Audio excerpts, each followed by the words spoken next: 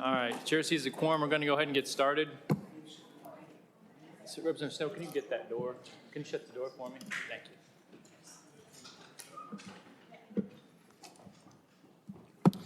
So I'll do this first, Representative Hamilton. Since you always have to remind me, we're going to do introductions. We'll start down there with Lisa.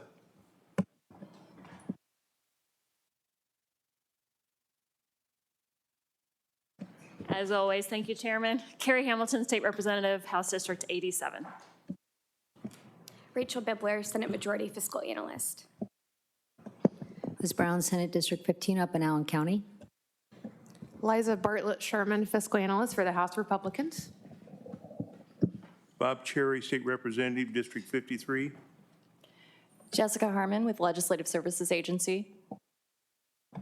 State Senator Fadi Kadura, representing the north side of Indy, south side of Hamilton County. Susan Preble, Fiscal Analyst for the Senate Democratic Caucus.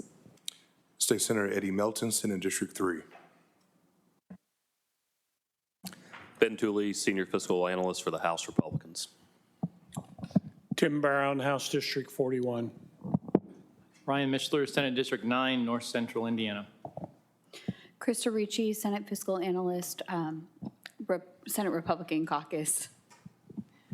Zach Jackson, State Budget Director. Joe Habig, Deputy Budget Director. Gregory Porter, House District 96, Indianapolis.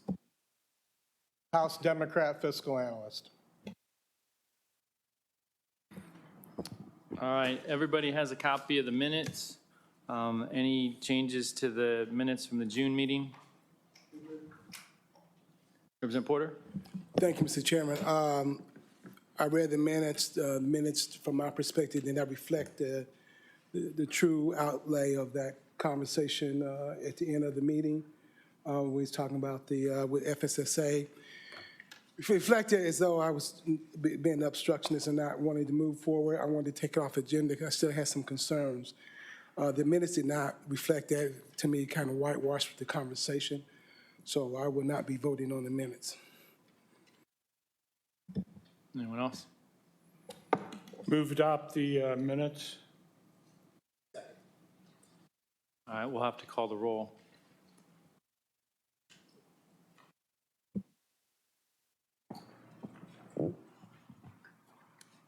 Okay. Senator Kadura. Oh, I'm sorry. Senator Melton. No. Dr. Brown. Yes. Representative Porter. No. Senator Mishler. Yes.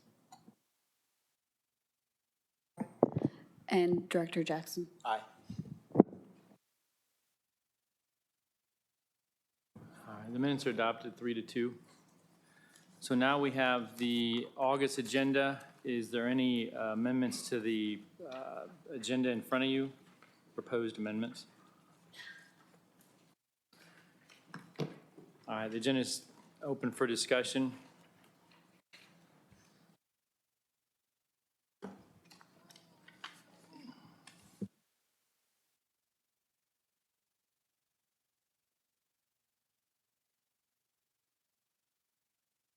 All right, we'll start with Department Administration. Matt Kent.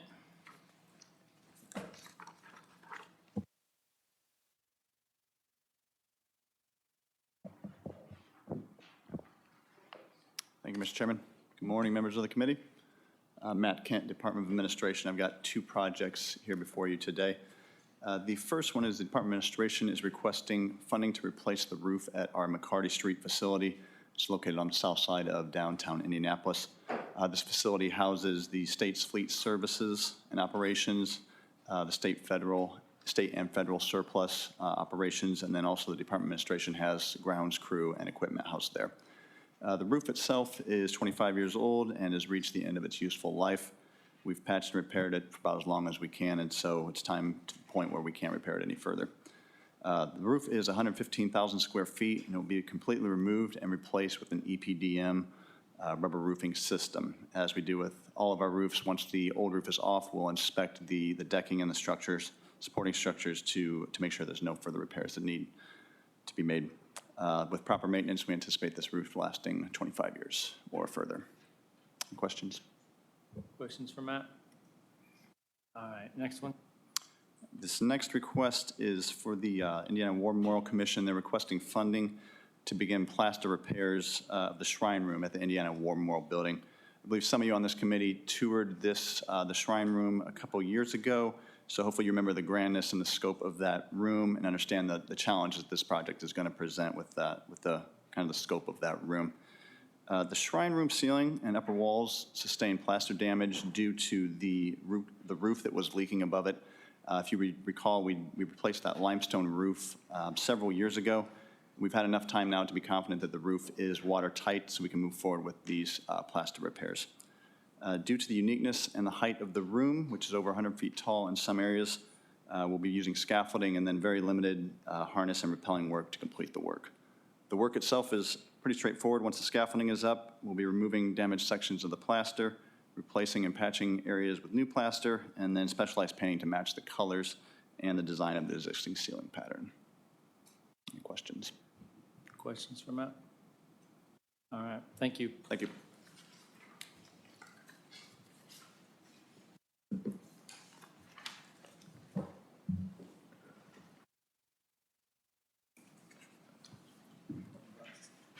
Next, we have Colonel Kathy Eakin. Thank you. I'm Colonel Kathy Eakin, here representing the Indiana National Guard on behalf of General Lyles. The Indiana National Guard seeks an additional $1.1 million to add on and to renovate the Danville Readiness Center, which is currently in poor condition. The original ask was $2.5 million with a cost share of 59% federal and 41% state funded. The request for additional funds and the additional federal funds that will be applied maintain that cost share percentage rate. The funds we seek now are inclusive of a 67% total project increase of the original bid package due to increased costs of labor and materials. This project is twofold and will include an addition of 3,000 square foot and updates to another 12,000 square feet of space. Once renovations are complete, the facility will house Bravo Battery to the 150 Field Artillery, which is currently located in Rockville.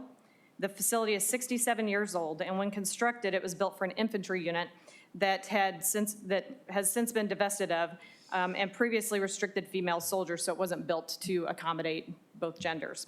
The modernization effort will add female and update existing male latrines, shower, and locker space.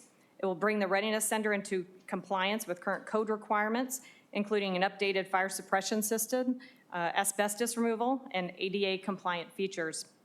It will also include improved HVAC ventilation, as the Armory currently has a boiler and air conditioning units are currently being used. It will also include physical fitness space that will support the new Army Combat Physical Fitness Test requirements. It will add 3,000 square feet of classroom training, and it will increase military vehicle parking capacity, maneuver space, and cold storage. And finally, this project will help to meet the soldiers' expectations of having adequate and modern training facilities and space to prepare for and execute state and federal missions. If approved, this construction will begin this fall. If this project is not approved, the Indiana National Guard will be required to spend a substantial amount of money on preventative and other ongoing maintenance, along with additional capital project requests, just to keep this facility safe for our soldiers. I thank you for your time today, and I welcome any questions you may have. Yes, ma'am. Senator Brown. Thank you, Mr. Chairman. Thank you, Colonel. So I just want to make sure I understand. Just a year ago, you had the permission to have funds appropriated, and you had already had the plans drawn up, but in a year's time, the bids have gone up 67%? Correct, yes, ma'am. So do you have to go back, to the feds for approval for their additional funds as well, or have you already done that? Already done that, yes. Okay, thank you. Any other questions? All right, thank you. Thank you. Next is Jim McGough.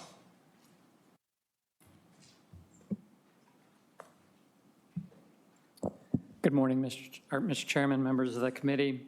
My name is Jim McGough. I'm the Director of Environmental Programs for the Indiana Finance Authority, and I will be brief as this is the third time I've had the opportunity to present this request to you, and it stems from the 2019 General Assembly recommendation that $20 million be appropriated to the Indiana Finance Authority and added to our environmental programs for funding drinking water and wastewater and stormwater projects. Have provided a link in the materials provided to you with our annual report. We have expended the $40 million that have been provided to us in the previous 2 years. With that, I can take questions. Senator Brown. Thank you, Mr. Chairman. I recently was approached actually by not a constituent, someone in southern Indiana, and I'm wondering, I know you've worked with the sewer district up in my area and sort of formalized entities, but if there is a group of homeowners who have no opportunity to connect either to this utility, water, or sewer, and they're out on their own, is there any way they can access these funds, or do they have to be part of some kind of a sewer district or a municipality or something? In other words, they're out in unincorporated areas. Yes, ma'am. And we have those requests from time to time and generally are able to assist 2 or 3 of those types of areas each year. And generally, our assistance is connecting them to a existing utility. So that is something that if you can pass along the information, I'd be happy to reach out to them and see how we can be helpful. But generally, at least on 2 to 3 occasions each year, we are connecting unincorporated areas to a sewer system.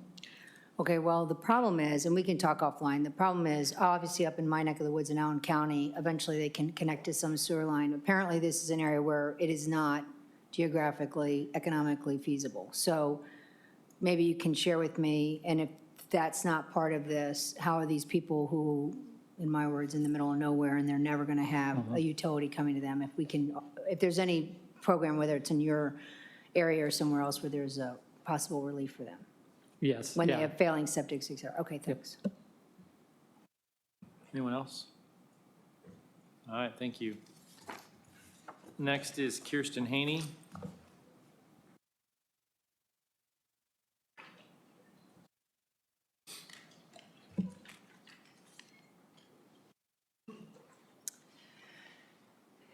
Thank you, Mr. Chairman. Good morning, members of the committee. Today, DNR has one project on the agenda today.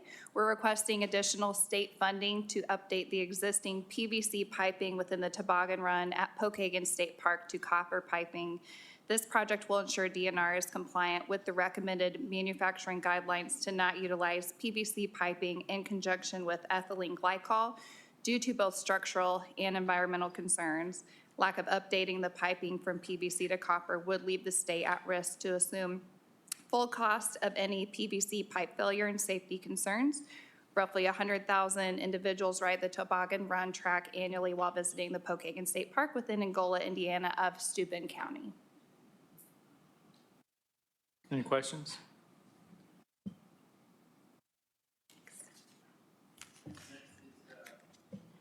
Indiana State Police, I have Captain Michael Wiley and Gary Murphy. Good morning, Mr. Chairman. Yes, my name is Michael Wiley. With me today, the audience is Major Jerry Williams, and seated beside me at the table is Gary Murphy. He's one of our retirees who has a wealth of knowledge and experience in the history of our agency with all of our buildings and the maintenance of such buildings. He's a retired captain, and now he's working for us as a civilian employee for the state police. So he has a wealth of knowledge. So if need be, he's my backup guy today. Also to my right is Lieutenant Derek Scott. He is the lieutenant over the facilities that we manage across the state of Indiana. So respectfully, we request additional funding in the amount of $625,000 to upgrade the HVAC system at our Versailles post. The current building was constructed in 2000, and that's the age of our current HVAC system. The current system provides air conditioning to approximately 14,000 square feet, and it's just it's getting old and dated, and it needs to be replaced and taken care of. The coolant system that it operates under is the old system, the R22 refrigerant, and it's being phased out nationwide.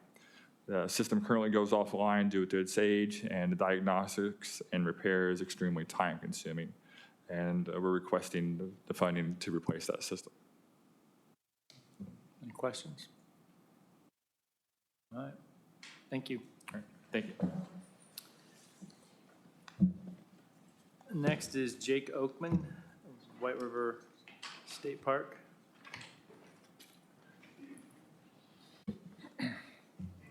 Thank you. This project that we're requesting is to do extensive masonry repairs on the exterior of the Acme Evans building on the campus of White River State Park. This building is in year 22 of what effectively is a 60-year lease to the National Federation of High School Associations for $1 per year. The building is about 120 years old. It's a brick building that's not had any major capital work done since the state took ownership in the late 80s. The decaying masonry work on the facade is leading to several situations inside with the workspace affecting our tenants. This project is a 20-year masonry fix of the exterior. We'll also replace several windows at the top of the building.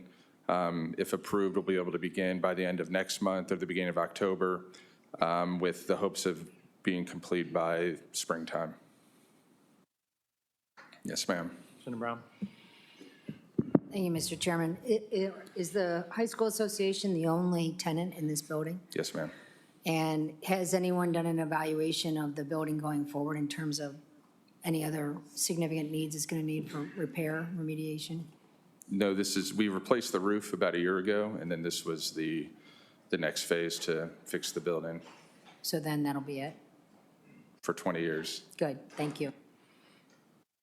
Anyone else? All right, thank you. Thank you. Next is Harold Clark, Indiana School for the Blind.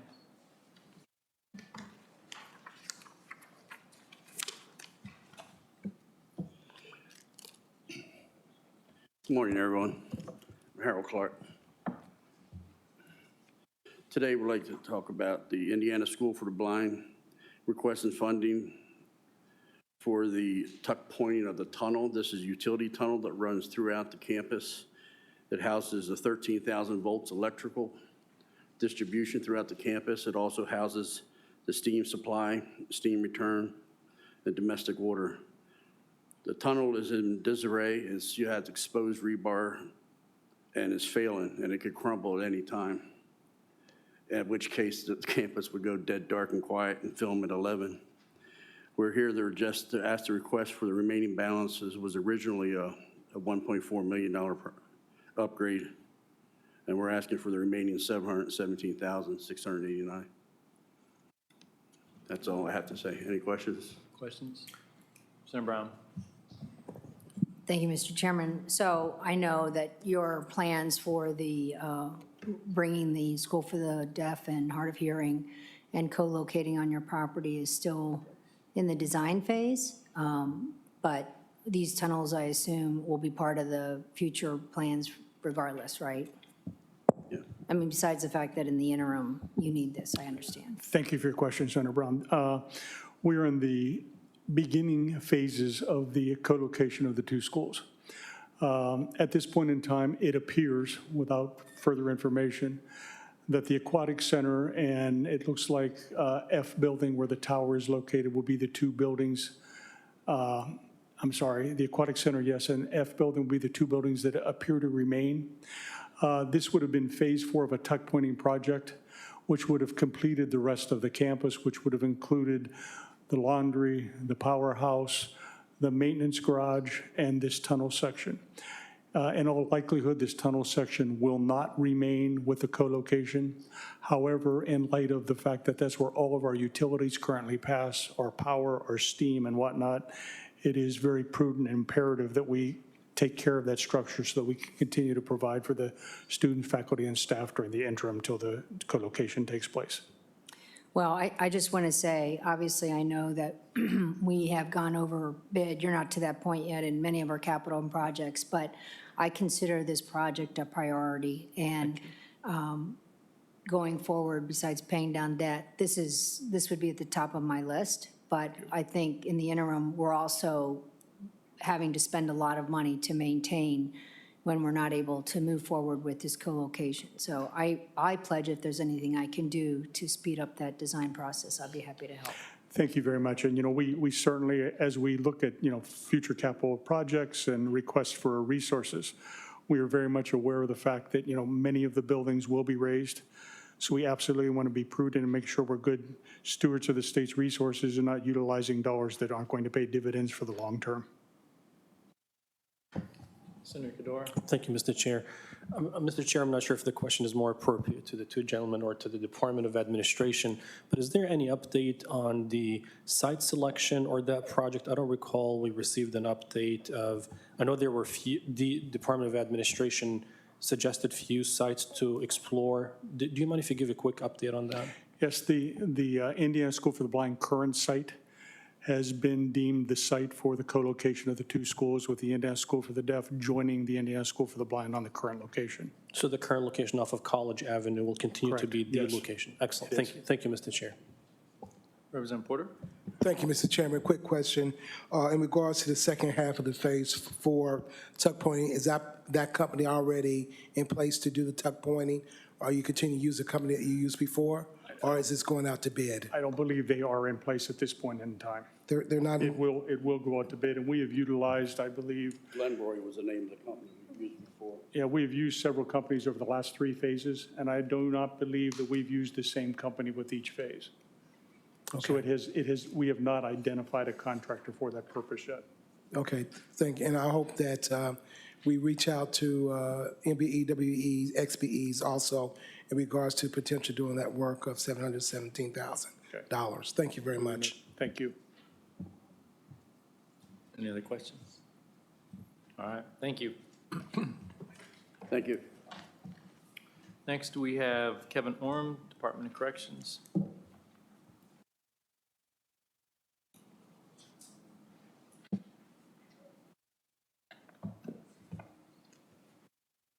Thank you. Good morning, Mr. Chairman, members of the committee. 3 projects for your consideration today. The first is a water tower renovation at our Branchville Correctional Facility located near Tell City. As part of the domestic water distribution plan, these facilities have water towers. They are state-owned assets. They're generally not owned by the municipality. The one at Tell City is 300,000 gallons. It was actually built in 1992. Just like any other metal object that sets out in the environment 24/7, 365, it requires regular maintenance. This is a regular maintenance, a scheduled renovation of this water tower. It's 300,000 gallons in size. Like I said, it was built in 1992 and is just at that point in its life cycle. All the engineering is done. It will be finalized with your approval, and we'll be prepared to bid it in the fall, which is kind of the sweet spot for bidding these water tower renovation projects. Questions? Continue. The second project, I hate to bore you with water towers, is another water tower located at the Pendleton Correctional Complex. This water tower is a 500,000 gallon water tower, a lot bigger, built in 1985, serves 3 campuses. Its physical wear and tear is much more, so you'll notice the amount is much more, all based on physical inspection and actual contractor proposals to do the work. Its weathering is more extensive. It requires an interior and exterior coating of the system. We're continuing to provide potable water to the population and the staff of those 3 correctional facilities. It is just another standard water tower project, part of what you do if you own water towers. Representative Porter. Sir. Thank you very much. I just have one quick question in regards to Westfield and the development there. To my understanding, the prices are coming in lower than what we anticipated. Is that correct? No, so I've submitted the prices to, I've submitted the budget line item now to the state budget agency based on obviously the prices have went up. We have went back, we have detailed every line item on the budget that has been submitted to the budget agency for consideration. It's in early development, but the construction numbers are finalized. Our construction estimates are finalized for the life of that project. For the life of the project? Yes, sir. We took into consideration the length of the project, more time and effort than any project that I've ever developed. Line item by line item, we went through and validated and verified it before we ever submitted, and we have submitted those numbers. Could you please tell me the life of that project? How long? 3 to 5 years of construction. 3 to 5 years, and they will hold those prices for 3 to 5 years? When you're dealing with that many zeros, sir, we actually extrapolated that out. We said one very long day, about 35 people in a room. We looked at trending. We looked at trending across the country. We looked a lot at a prison in Utah that just finished, what they did throughout the pandemic, since the pandemic, looked at the market increases, where we're seeing a lot of market increases, just like you folks are seeing them on television and in your personal lives. We're seeing increases in anything that involves steel, anything that involves electronics, anything that involves skilled labor. We're seeing that all that was taken into account, and the numbers that I've given to the state budget agency, absolutely, I will stake my career on. Thank you for the update, and appreciate your due diligence. Anytime, sir. You're not retiring soon, are you? Depends on whether or not you approve a new prison. I could go fishing anytime, Senator. I'm taking a guy named Rob Carter with me. The third project, once again, if you're going to house offenders, if you're going to house the incarcerated individuals in a secure environment, one of the basic concepts of our world is life safety, fire protection and life safety. Just as this building and numerous on the campus, you reach a 20-year life cycle cost where you can no longer obtain repair parts for this equipment. It cycles out as technology improves, as companies ebb and flow, close and open and move up into different products. The system at our Heritage Trails Correctional Facility located in Hendricks County, a low security facility, but it is still a confined facility. The doors are locked, requires a fire alarm system. This $300,000 project actually upgrades that system to new modern equipment that hopefully will be maintainable for another couple of decades of continuous use. This is just part of keeping a building alive and actually locking the doors at night and keeping the facility operating. Senator Brown. Thank you, Mr. Chairman. Thank you. Briefly, so I assume going forward that the fire system will not be one that can only be maintained by one company? Interesting question, ma'am. We use a completely non-proprietary basis for our bids within the Department of Correction. That was a daily battle 20 years ago. We've started using non-proprietary systems throughout the agency that allow, from one end of the state to the other, from one side of the state to the other, that allows for numerous multiple bidders. There's a little piece of Indiana code that allows myself and the Director of Public Works to allow for that kind in the bid documents, and we exercise it to get that non-proprietary nature that creates a true competitive bidding environment, not a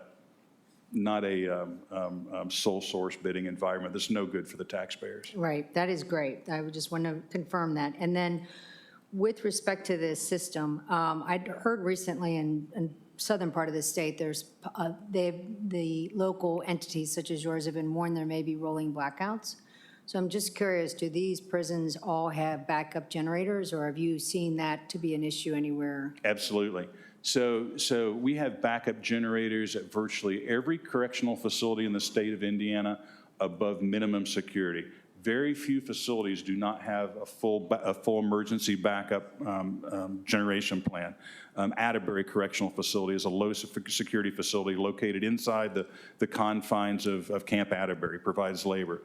They have no backup generator. But virtually everyone provides everything from basic lights and life. The power goes out, they have basic lights at our low security facilities to our maximum security facilities like the Indiana State Prison, Newcastle, Wabash Valley. We actually intercept the incoming utilities, and these systems get numerous upgrades throughout the life. This committee has approved.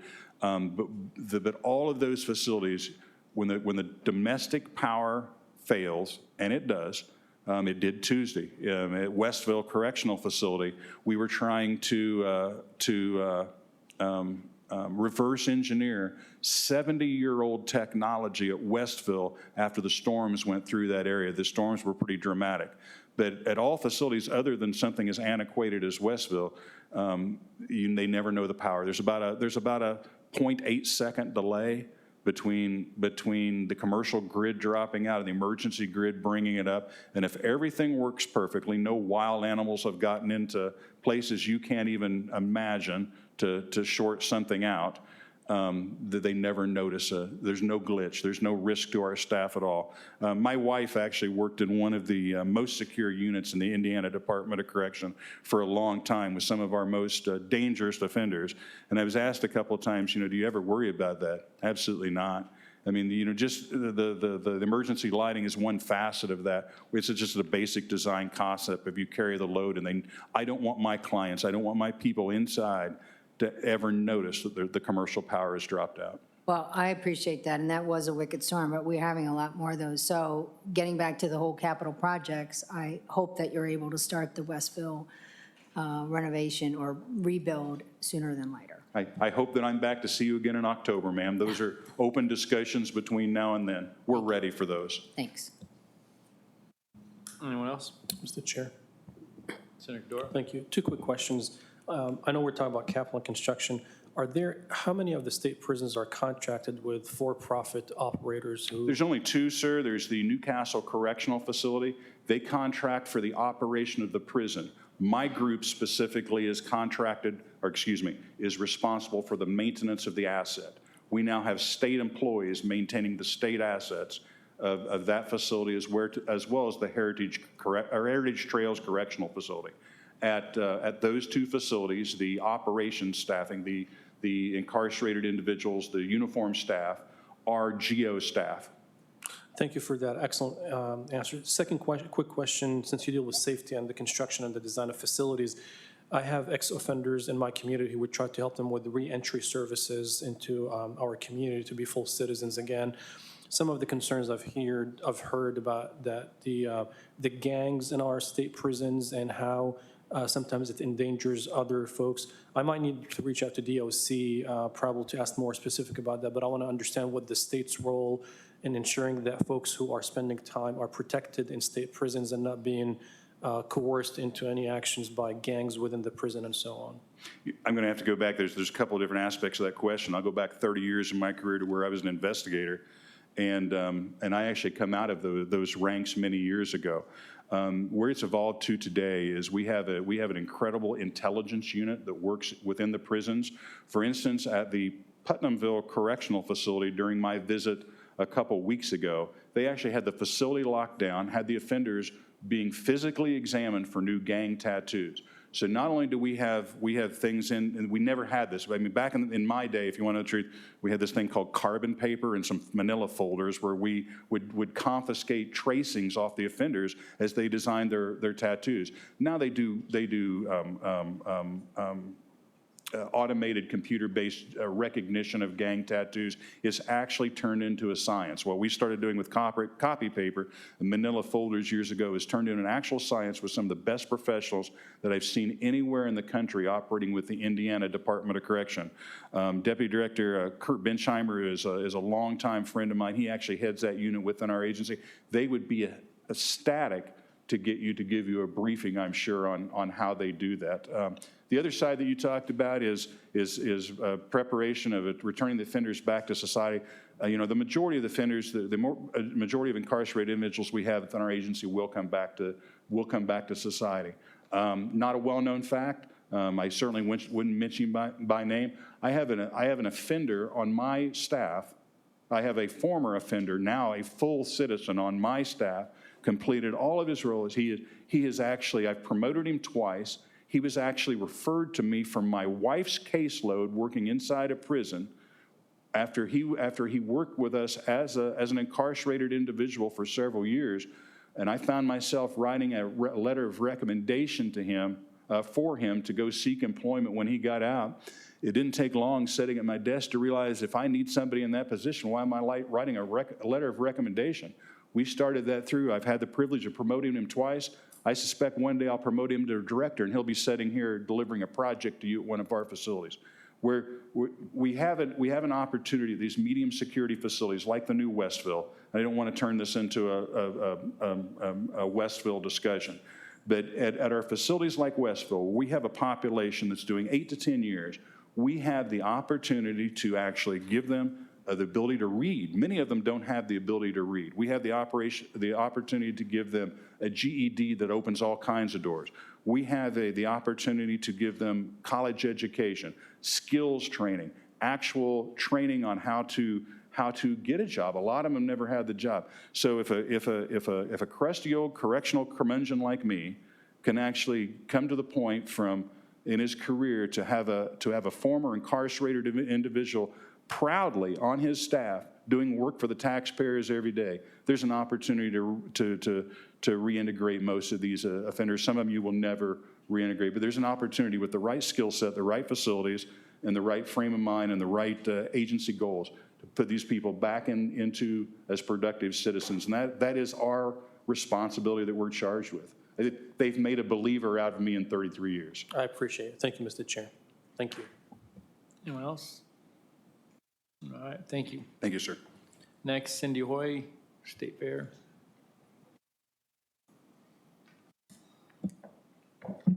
Thank you, Mr. Chairman, committee members. Anecdotally, we also have hired an offender that our offender labor is really important to us during the fair and throughout the year for changeovers. And about 5 years ago, we were able to hire one and has been a tremendous asset for us. So the Indiana State Fair Commission is requesting funding to replace the roof of the West Pavilion. This is a 25-year-old roof. The project will replace the roof, the fascia trim, and also the flashing on the building. It was bid at $3.134688. However, through the general fund, it was only at $3,085,500. So there is a gap, and the Indiana State Fair Commission will fund that shortfall of almost $50,000 through our operating fund for that roof. Questions? Representative Porter. Thank you, Mr. Chairman. Hi, Cindy.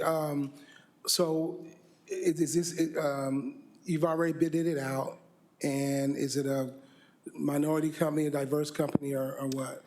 I don't know that information. I know this company is the same one that re-roofed the Coliseum. It's South Central Roofing out of Columbus, Indiana. I do not know if it's a minority company. Okay, it's not. All right. And you're asking for another $49,000? No, I am not. I am saying we will self-fund that shortfall. Okay. All right. I thought you were going to write a check. Okay.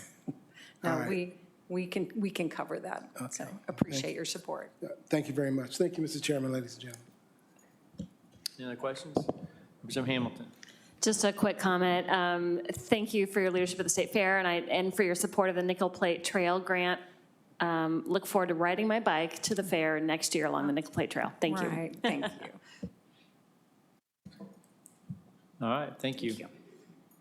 Next, IEDC, Mark Waskey.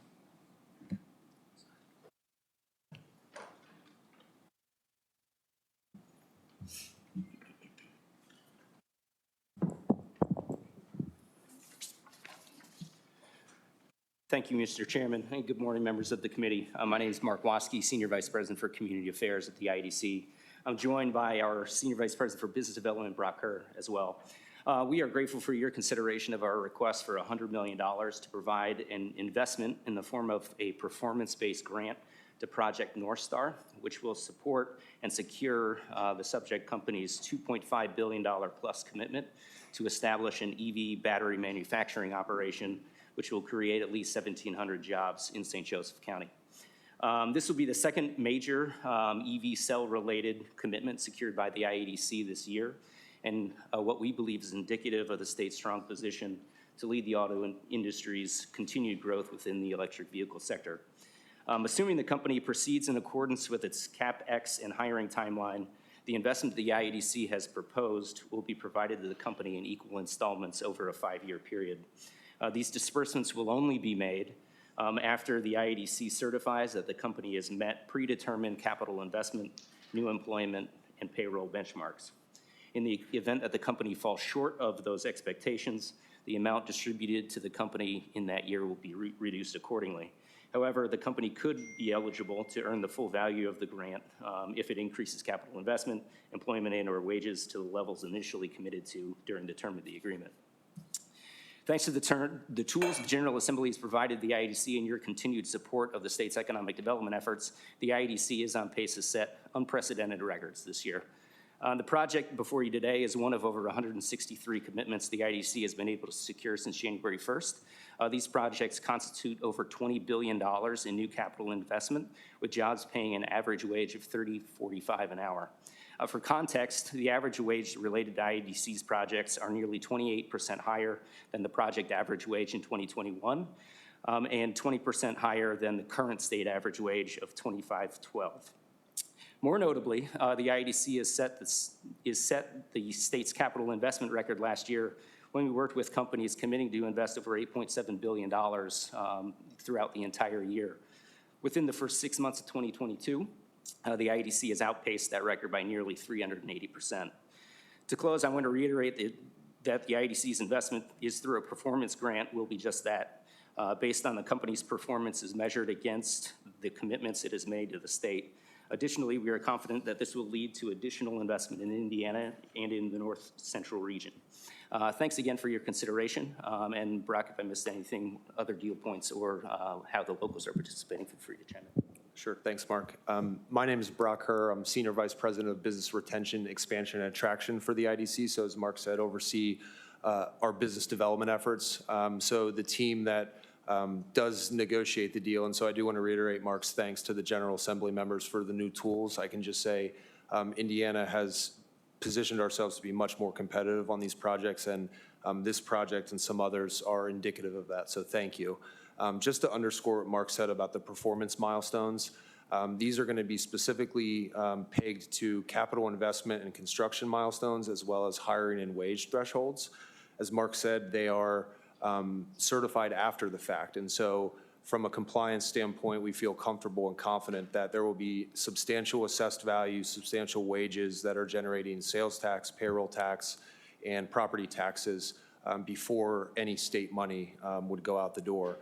And lastly, I would like to say too, we do truly view this as an investment, and not just investment in the company's project, but also the investment in the state and the community more broadly. This is an opportunity for the state to capture a lot of this EV transition.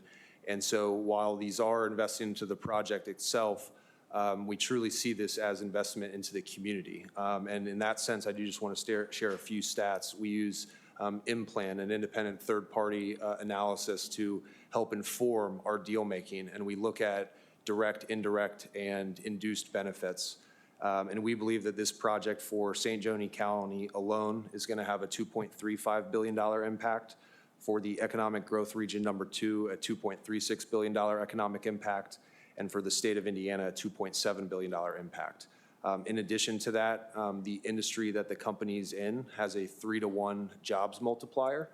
And so what we see from other projects around the state, there will be supply chain partners that have to come and additional economic activity created. And then you roll in the induced benefits from service providers, retailers, construction workers. That economic impact is significant. And so again, while we do view this as an investment into the company, very much so as an investment into our community and our citizens as well. Senator Brown. Mr. Chairman, so another time you can share with me, since you're the Senior Vice President of Retention, where we have not been able to, companies have not been in compliance. Hopefully it's a very rare instance. But with respect to this particular project, which is great, and you can tell me how you decide that the wages that are going to be offered exceed the county wage and what the % over that is. But my concern is with respect to the 3-to-1 supply chain.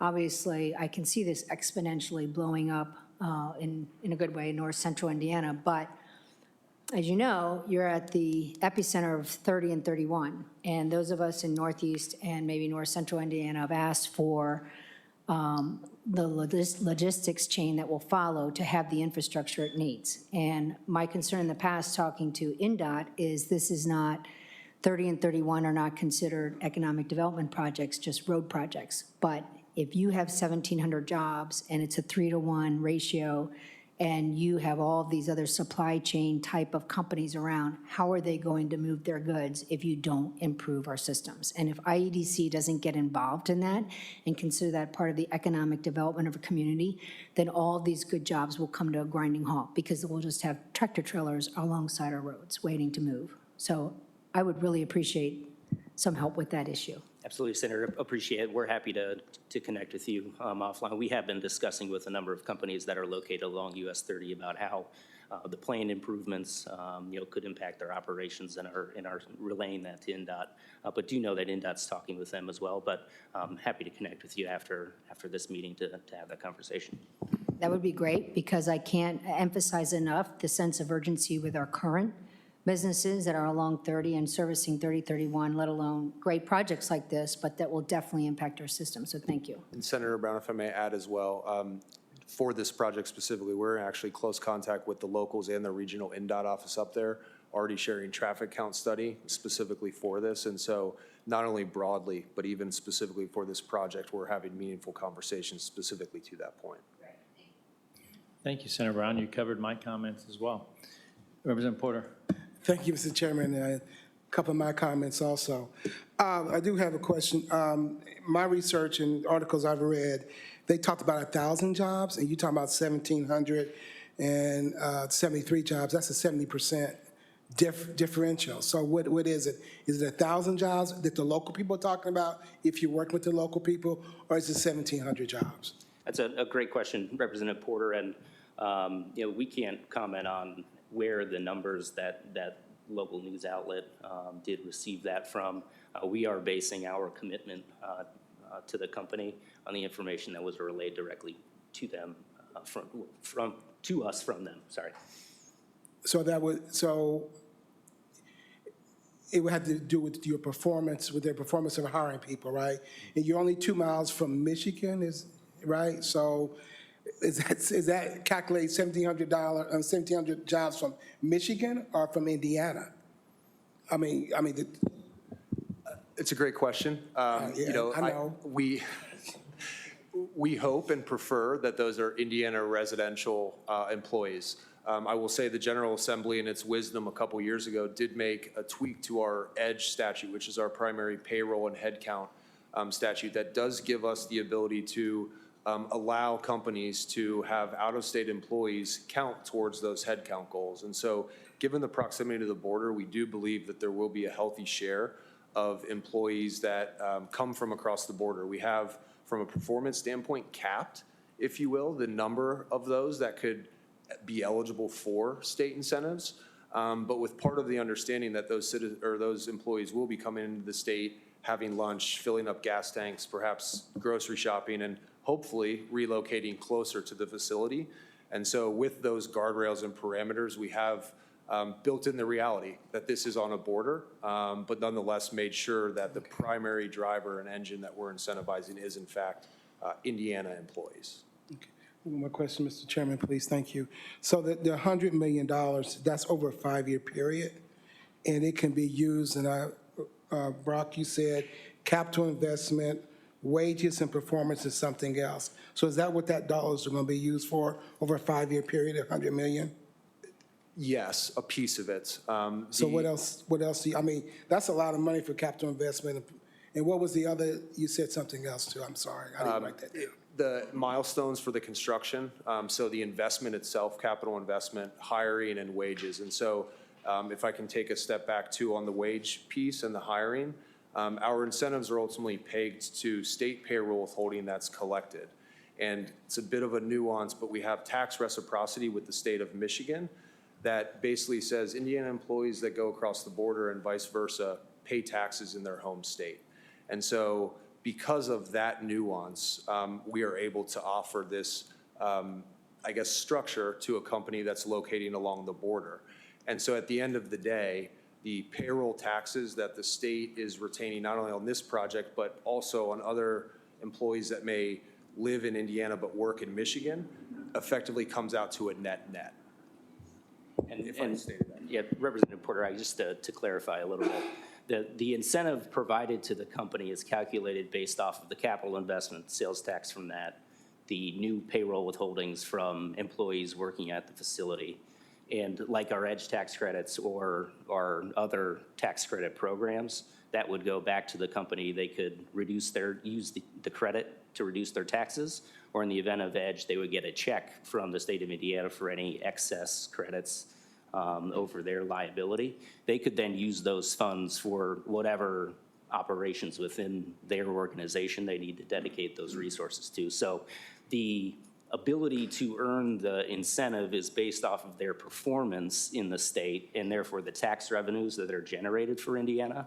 But how they ultimately then use that money is determined by the company. Thank you. Thank you, Mr. Chairman. I'll just explain, that's my area up there, and I'll tell you, so we call our region Michiana because, you grew up that way. I don't know if we really even know where the state line is, because those folks in southwest Michigan come across into South Bend, Mishawaka, Granger, and buy most of their goods and services.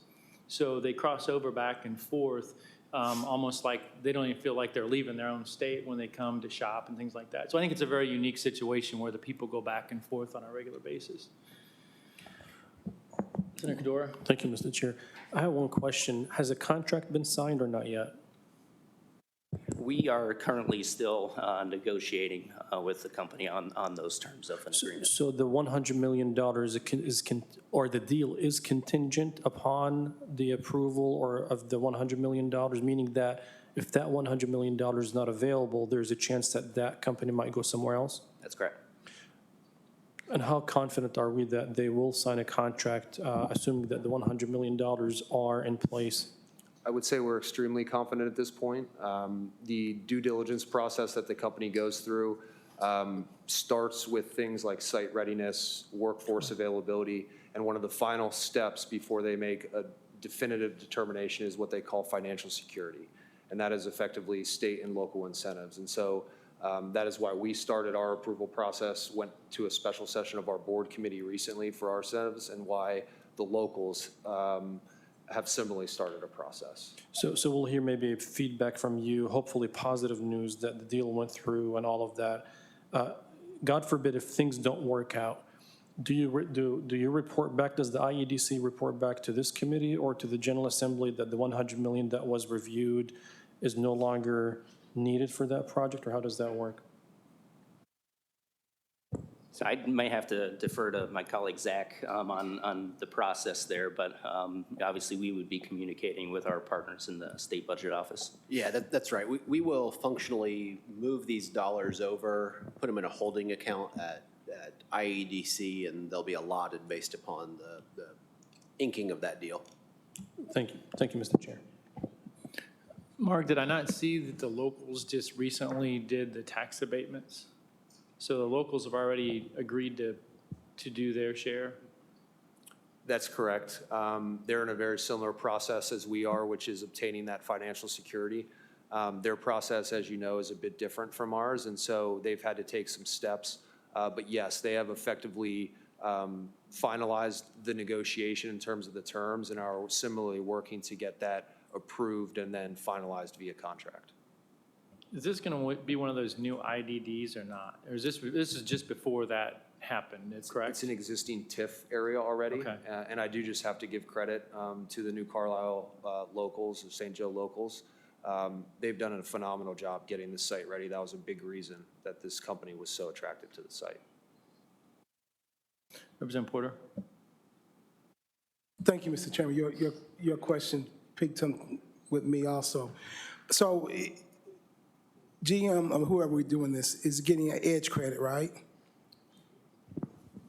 We're doing the EDGE program, right? Correct, yes. So help me understand, if we're doing EDGE, why are we doing $100 million, taking it off and sticking it in an account somewhere? I mean, I don't know. I mean, maybe that's for the budget director. Maybe, he can answer that. And if it is going somewhere else, is it interest or what? I mean, I'm just kind of confused a little bit. I mean, help me understand that, Mark. If you can, or well, Yeah, so what I would guess to highlight is, like all of our incentives that are often packaged together, where you would have a capital investment incentive, a job creation incentive, skills training fund, grant programs, all of that layered together. But the way that we analyze the projects is the tax revenue generated by the project over the term of our agreement will exceed the value of the incentives that we provide. So while we are providing an edge tax credit with this, it is still provided in mind that the tax revenue from the project will exceed the investment that the state is making in it. And I may have misunderstood your question, but I do understand now. So what I will also add, and I think you were kind of getting to a layering effect. And from a deal-making standpoint on projects of this magnitude, what we've seen is that there is a certain level of incentives compared to capital investment combined from state and locals that generally are competitive and win these deals. And a primary function of that, because it's such large capital outlays, is reducing upfront construction costs for the company. And so tools like this are truly designed from a deal-making standpoint to address that concern or that interest of the company. But from the state standpoint, we're not just going to give that to them. And so that is why we've structured in a way where it has to be pegged to meaningful milestones, to Mark's point, that we know are generating economic revenue and benefit for the state. And so would be happy to talk in further detail about our deal score and our internal rate of return analysis. But this is where those factors help guide and inform us that this is a large number, but we look at the quality of the investment to make sure that we're kind of toggling that balance between meeting company needs and market competitiveness versus being prudent with state tax dollars. Okay, duly noted. And I do understand a little bit. I worked at Department of Commerce a long time ago, so before there was IEDC, so awesome. I understand that. But just some of these things are just that layering effect. I just want to know what the impacts were and if we were just putting away money somewhere else to do, just in case. So I understand, but I just wanted a point of clarification. I would certainly defer to the financial experts on making interest grow on that. Other questions? All right, thank you. Now we're going to move to the higher ed projects. We're going to start with Ivy Tech's project. Mary Jane Michaelak. I had to write it out. Effort. Good morning. Thank you, Chairman and members of the committee.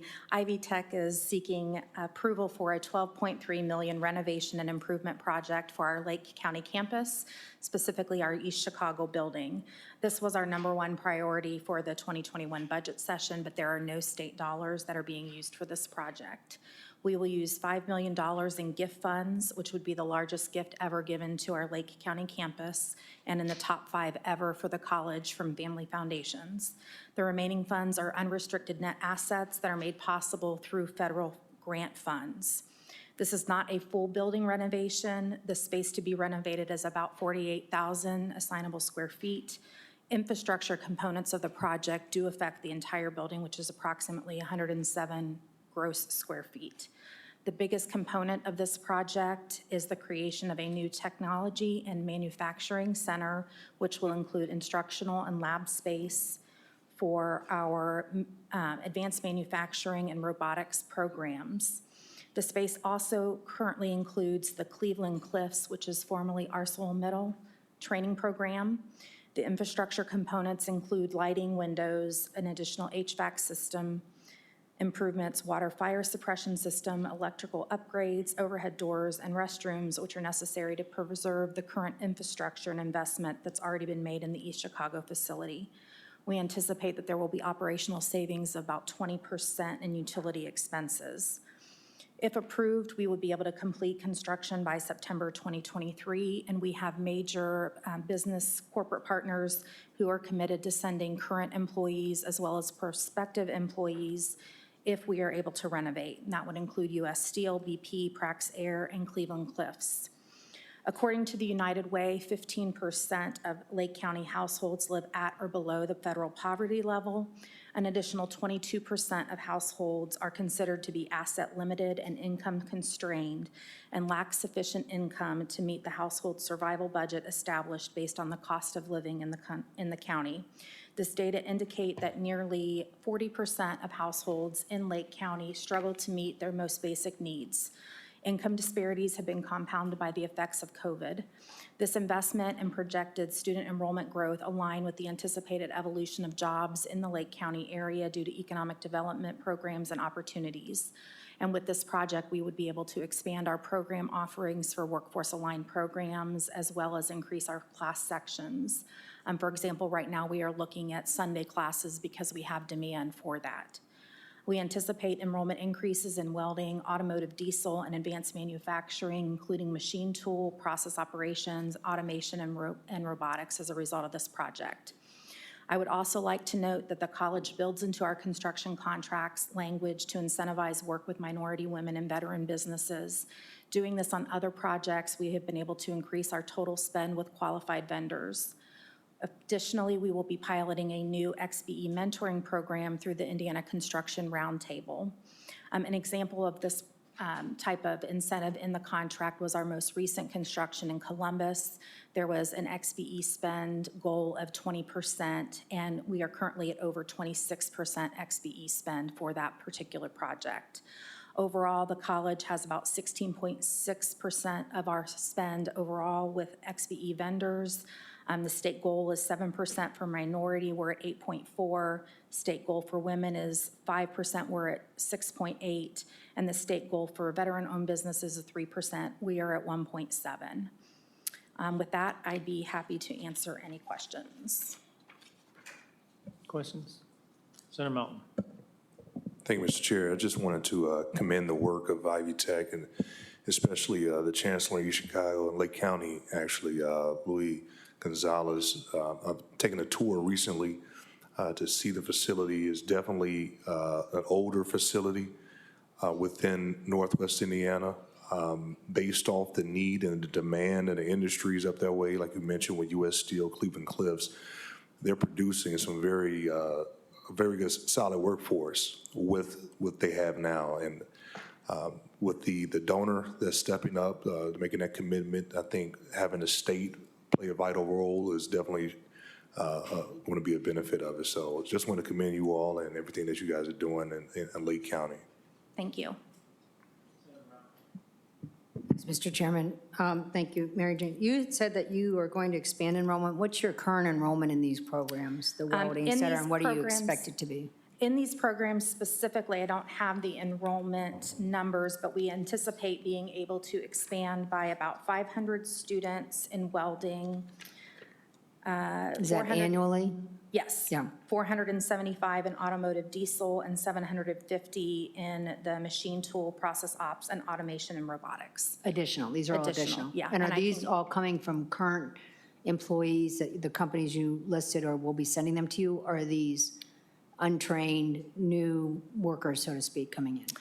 The commitments that we have from the current employers would be current employees or prospective employees, so individuals who apply to their positions but aren't yet qualified, they would send to Ivy Tech. And then do these employers then pay their tuition to do this? Some of them. We have a program called Achieve Your Degree with many employers across the state, and they commit to doing tuition assistance. And essentially what we do is we defer billing, so the student doesn't pay up front, then we bill the employer at the end of the semester. And they always pay? The employers, yes. Yes, thanks. Yes. Thank you, Mr. Chairman. Thank you, Mary Jane. Just a couple of quick questions. First of all, thank you very much for your report in regards to WBE, XBE, MBE. That's very important for us, for me to know and other people to know where those dollars are going and what your spend is. The $5 million, the gift, was that from a corporation or individual or? It's a family foundation. It's an family anonymous. foundation? Yes. Okay. All right. Thank you. Well, I didn't want to say that, but. Any other questions? All right, thank you. Thank you, and thank you for moving me up on the agenda. I appreciate it. Guys, have a great day. All right, next up, Purdue, Alicia Knopfsinger.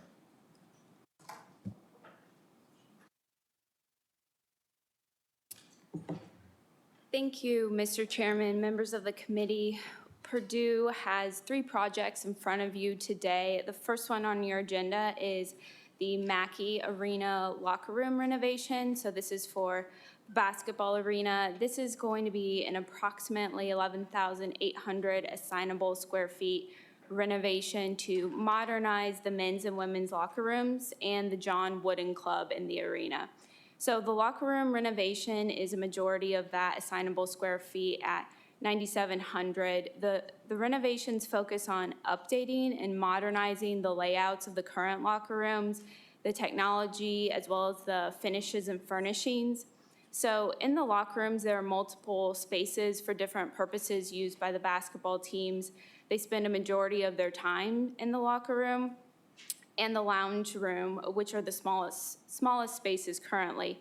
So the locker rooms now have many curved angles and rounded spaces. This was kind of meant to play off of the shape of a basketball. In hindsight, we have found that that design does not work very well for the team. And so we are updating that to make it a better utilized space to fit the team's needs. The second part of the project is the John Wooden Club space. That's in the lower level of the basketball arena. It's about 2,100 assignable square feet. So the club is located adjacent to the basketball court, and it offers a behind-the-scenes view on game days. It's available to premium seat holders, and they are able to get drinks and food in the John Wooden Club. On non-game days, the basketball teams use this space for dining. It doesn't have a full kitchen, but it's good for catering and having a buffet in there. That space also has similar utilization issues in that it's rounded and not used very well. So additionally, the path for the John Wooden Club people sitting in those seats, from the seats to that club, it is the same path that the basketball players would take to go to the locker room during halftime. And right now, those patrons of the game as well as the players are kind of intermixed, which can cause problems depending upon the opposing team. So we will also be separating that space so the people can come and go as well as the players, and they will not be intermixed. So funding for this project is $6.7 million, and that is all coming from gift funds. Questions? All right. Okay. So the next project is for the football stadium. This is the Ross Ade Stadium. This is a 3-part renovation of about 9,300 gross square feet of existing space. And then we'll be also adding 18,000 gross square feet of space in and adjacent to the stadium. So this work actually comes out of a space planning study that was completed by the football team in 2019. It's possible that in the future you could see other phases of work on the stadium before you. However, we're doing this in a responsible way, putting projects forward as we have the funds currently on hand to support them. So the first part of this is going to be a 400-foot long tunnel from the football performance complex, which is across the street and adjacent to the field. So it would be available for players and staff to go use this tunnel from the field to their locker rooms, which are located in another building. Right now, the coaches and team kind of have this long, circuitous path to get from the football performance complex to the field. That requires them to go through the indoor practice field. They have to go outside, cross the street, and then into the stadium. This is all while people who are attending the game are still filing in and going to their seats. So this would be a new underground tunnel that would go across that street from the football performance complex to the field. The second part of the project, it consists of turning the current team store, which is located at the north end of the stadium, into a dining facility to accommodate approximately 150 athletes at a time. So we're turning this team store into a space that allows football team and other athletes to have many of the buildings that they access in close proximity to one another. So for example, the football team will now have outdoor practice space, the football performance complex, the indoor practice space, the Breeze academic facility, as well as the stadium, all on one corner of campus with parking next to it. And it does help for recruiting and retaining our student athletes. So the last part of this project is to add around 3,000 more seats to the south end zone with increased concession areas as well as restrooms in the concourse to serve a larger stadium capacity. We're also including an elevator for ADA compliance and stairwells to increase access around the stadium. If you've been to the stadium recently, the south end zone has really limited seating. It contains a beer garden, and you are unable to get from the east side to the west side through this south end zone. So right now they are not connected. This project would be connecting with a concourse, the east and west side on the south side of the stadium. And then also the additional seating that will be built in will increase revenue through ticket sales and concession purchases. So we are funding, or the funding from this is $45.4 million. And again, this is also all from gift funds. It looks like you're making use of all that extra money you're getting from that new TV contract as a result of USC and UCLA moving to the Big Ten. This was planned prior to all of that happening. Okay. Next budget committee meeting, right? We shall see. Any questions? Representative Porter? No, thank you, Mr. Chairman. You asked me, I was going to ask that question about your revenues, and also Indiana University's here. I'm quite sure they'll have some numbers in regards to their revenue source from Big Ten Network. So congratulations on that, on those dollars. Thank you. And those gifts. Yes. Keep on giving. Any other questions? Senator Cadora? Thank you, Mr. Chair. Related yet unrelated, will you be coming back for any fiscal request that relates to the future split between Purdue and IU Indianapolis? That's a great question. That's something that we have an internal team working on right now to decide what are going to be the needs of the new downtown Purdue campus. Thank you. You know, Alicia, it'd probably be nice if you guys would talk to us ahead of time instead of after the fact. So Absolutely. I would put that out there. For that. Yeah, yeah. All right, thank you. Senator Brown?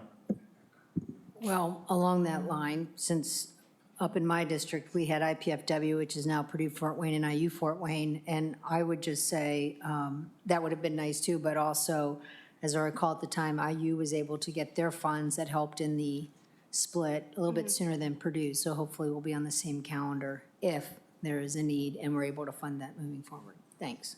And we've been in contact with IU on this, and to the extent that we can work together on what that looks like for the future for both of us, I think we will do that. You know, Senator Brown, the only thing I'll say about that is if I recall back when that happened and we gave IU their money, Purdue didn't want their money at that time. I know, they were being fiscally responsible and wanted to make sure they spent it the right way. I got it. But then I had to kind of be a burr on someone to get it, as I recall. Well, when you turn it down the first time, it's hard to get the second time. I know, that's why I'm giving my heads up now. Any other questions? All right. Okay, Yeah, so one more. the third project, this is our Zucro high-speed propulsion lab. So this lab, it's also referred to as ZL9. It actually supports two of the Purdue's Next Move initiatives, which that's from our strategic plan. The first one is national security and technology, and the second piece of the plan that it supports is the Purdue Applied Research Institute. This is the university's new nonprofit applied research arm. So you may have seen earlier this summer that Purdue and Rolls-Royce signed a 10-year, $75 million strategic alliance agreement. This agreement will fund testing and research at the ZL9 lab in the area of gas turbine technology and electrical and digital technology. So for this project, it is going to be the new construction of a 54,500 gross square foot facility with propulsion test cells and high-pressure air plant within the Zucro labs on the West Lafayette campus. So specifically, these labs are located in Purdue's Discovery Park District. We're providing the infrastructure for industry required to create the condition of hypersonic flight. The infrastructure includes 5 reinforced test cells and associated laser labs, control rooms, support office space, and workshop assembly areas. We also have layout and support for high-pressure piping, valves, pressure and storage vessels, liquid jet fuel tanks, pumps, and instrumentation. So the scale of this new space allows for component testing. The new lab specifically allows for research in rocket combustors and gas turbine engines. We're already testing compressors. Additionally, with the new high-pressure air plant, we'll be serving the surrounding Zucro lab facilities, and then this allows for testing capabilities at the extreme pressure and temperature conditions experienced in actual hypersonic flight. Funding for this project is $73 million. This is coming from our operating reserves. And as I mentioned a few months ago when we brought our phenotyping building to you, when we set up our Purdue Next Move strategic plan, we identified that some of these buildings, of which this is one, funding would be coming from reserves that were set aside specifically for this. Just so real quick on this project and why it's important, we know that investment in hypersonics is vital for the future defense of our country, and hypersonic defense abilities are considered game-changing technologies with the traveling at speeds of Mach 5 or faster and being highly maneuverable. Fortunately, Purdue already has nearly 40 world-renowned researchers in hypersonics and among the most comprehensive hypersonics research capabilities in the country. By creating this ZL9 infrastructure, we're filling a testing capability gap between fundamental research and test and evaluation at full scale, which is really unique. It meets the needs of researchers from industry, other universities, federal labs, and agencies. And once complete, Purdue will be the only university in the nation with such a high level of propulsion capabilities, providing the capacity to perform this propulsion testing, reaching a scale only found in government and large defense contractor facilities. So with that, I'm happy to take any questions. Questions? All right, thank you. Next, Dr. Tom Morrison, Indiana University.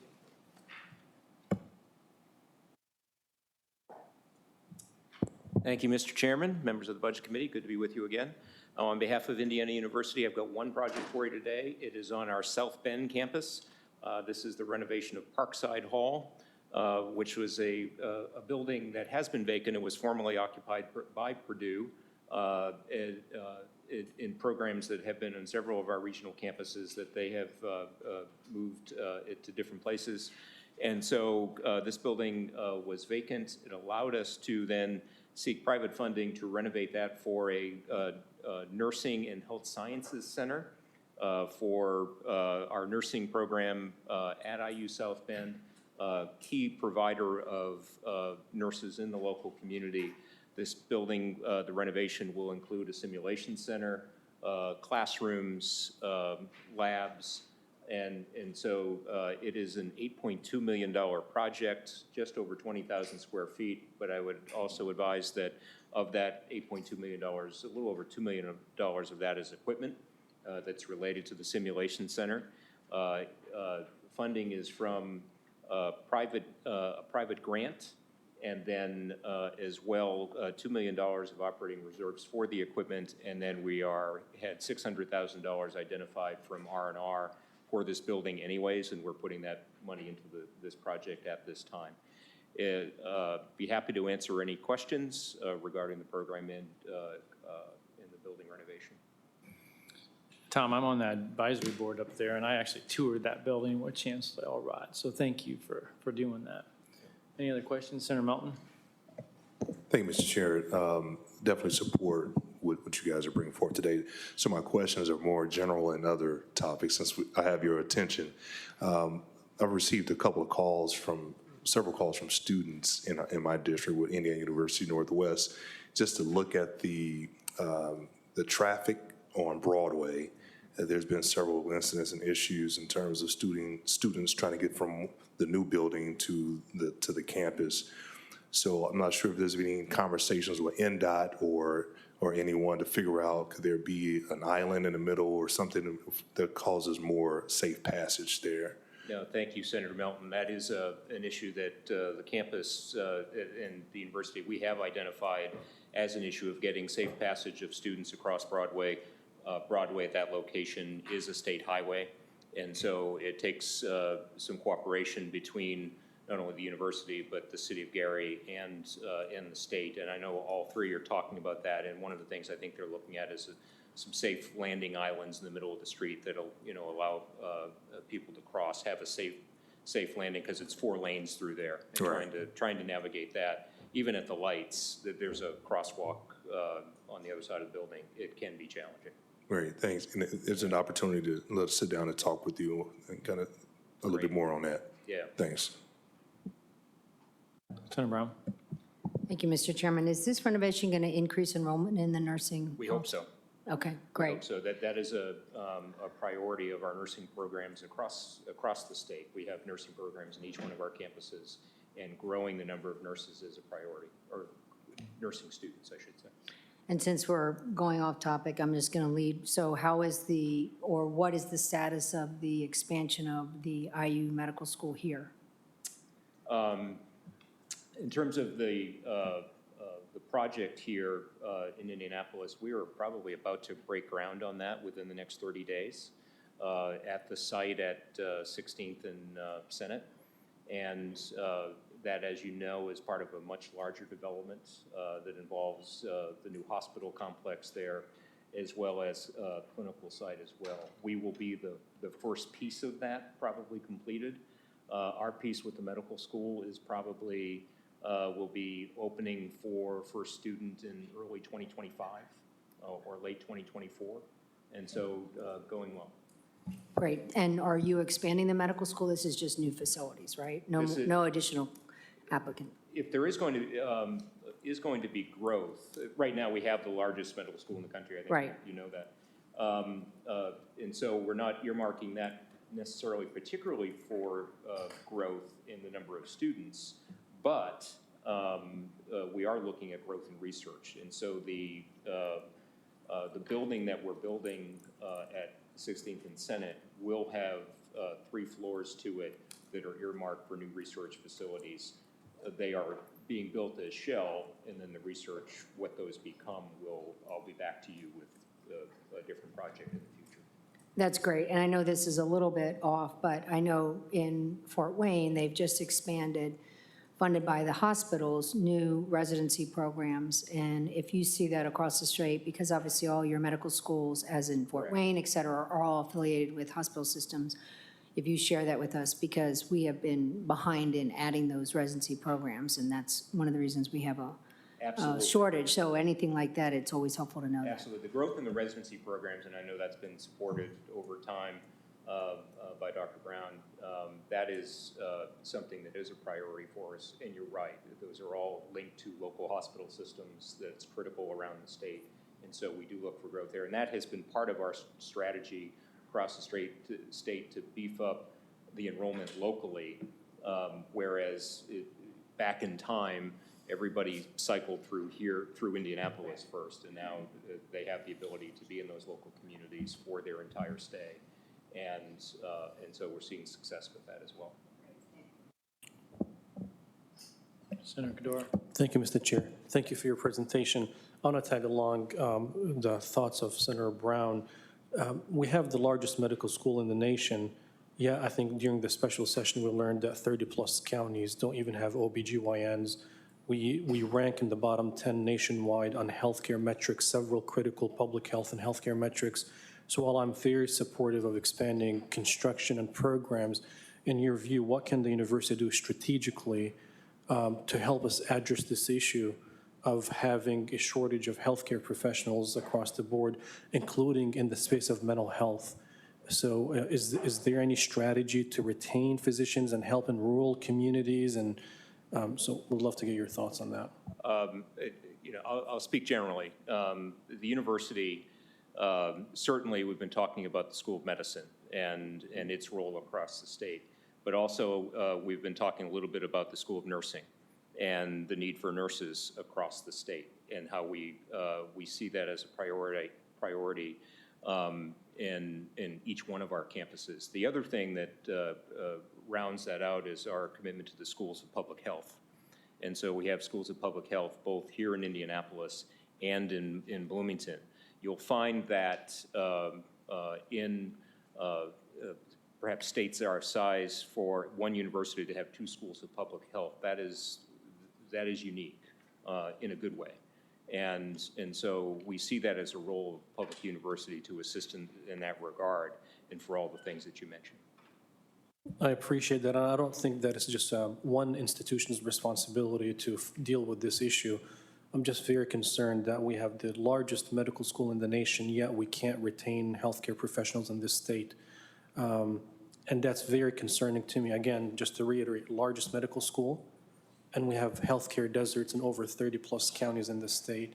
So I think we must probably, as a state, need to do something in a collaborative way to address this issue. And I think it's critical for the health and the well-being of rural Hoosiers. But I appreciate your role and what you do with that. Is expanding the number of medical students, even though we are the largest medical school in the nation, is that part of the solution? I think and again, that's a little bit outside of my lane. I would want the dean of the medical school to be here. But I think that you touched on a key word in there. It's collaboration. It's collaboration with the state. It's collaboration with our medical community in the state and in hospitals. It's collaboration with the medical school and public health as well. I think it has to be a team approach on that. Appreciate it. Thank you. Thank you, Mr. Chair. Anyone else? All right, thank you for the time, for all the questions. Next, we have the review items. First up will be Public Broadcasting, Mark Newman.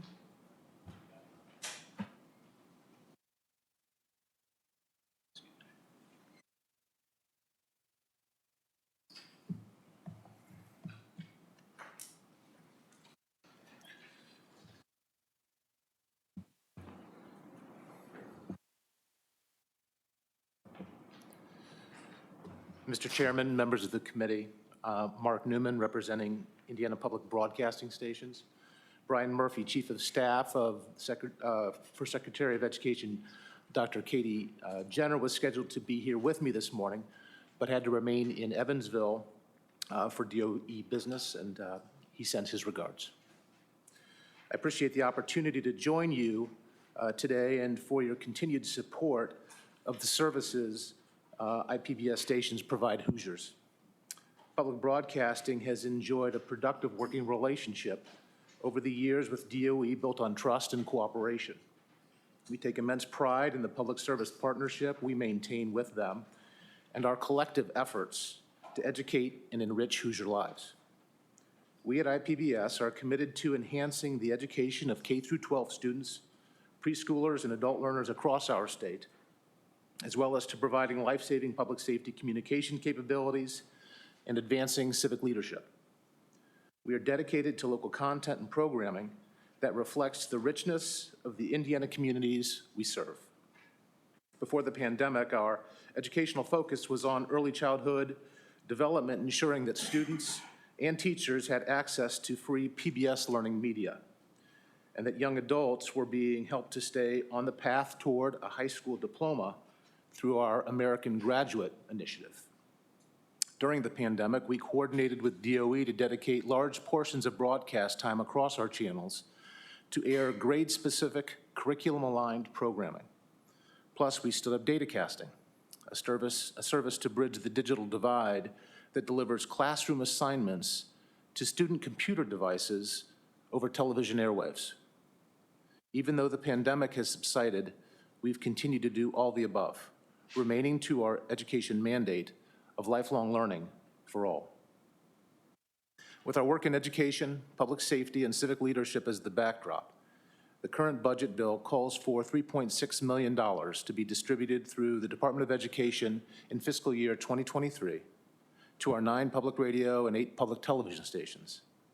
Consistent with the bill's language, 1/7 of the total, or $514,400, is to be distributed equally to our member radio stations.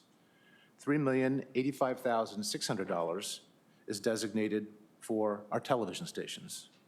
Finally, consistent with the historical practices, we ask that the distribution be made in 2 payments, 75% of the total coming in August 2022 and the remaining 25% in January 2023. The committee members should have a letter from me detailing the amounts proposed for each station and the requested payment schedule. I again wish to express my gratitude, the gratitude of our stations to this body, the General Assembly, and the Indiana Department of Education. We value immensely our longstanding relationship, and I would be happy to take any questions you have. Thank you. Any questions? All right, thank you. Thank you, Mr. Chairman. Next, do we have Sherry Ziller, Northwest RDA?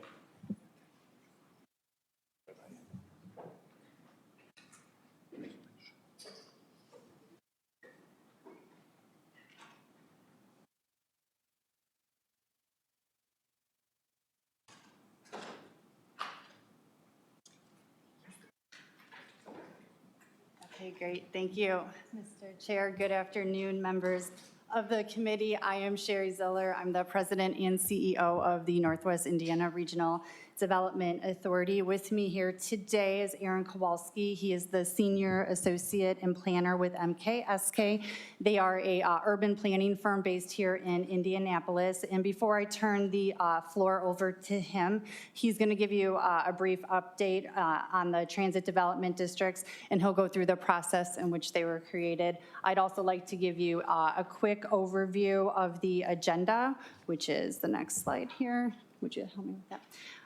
And then I'll give you some background on what has brought us together here today. So what we wanted to discuss, we'll give you a really quick update on the rail investment, and then we wanted to talk about the legislation that created the transit development districts, and we will talk about the process in which we use to create the boundaries, and Aaron will show you the maps of the 7 transit development districts in front of you today. And then what we wanted to share too were the characteristics of TOD, transit-oriented development, and give you some examples of development types out there and examples of economic development potential.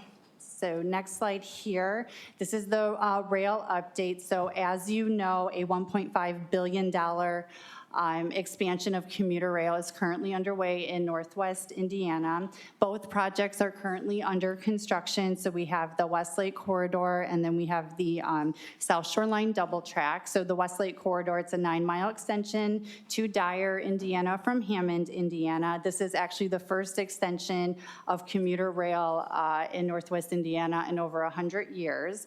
The project cost of this, excluding the financing, is $852 million. And the project's in great shape. It's currently on schedule, and it's on track to achieve projected substantial completion and the revenue service dates. And then the double track project, this is a 25-mile project area, and it does include 16 miles of a new second track being laid. And the project cost for this, excluding the financing, is $643 million. And after a little bit of back and forth and some modifications to reduce the costs and the risk to the contractors, the contract for the main construction work was awarded to Walsh Herzog.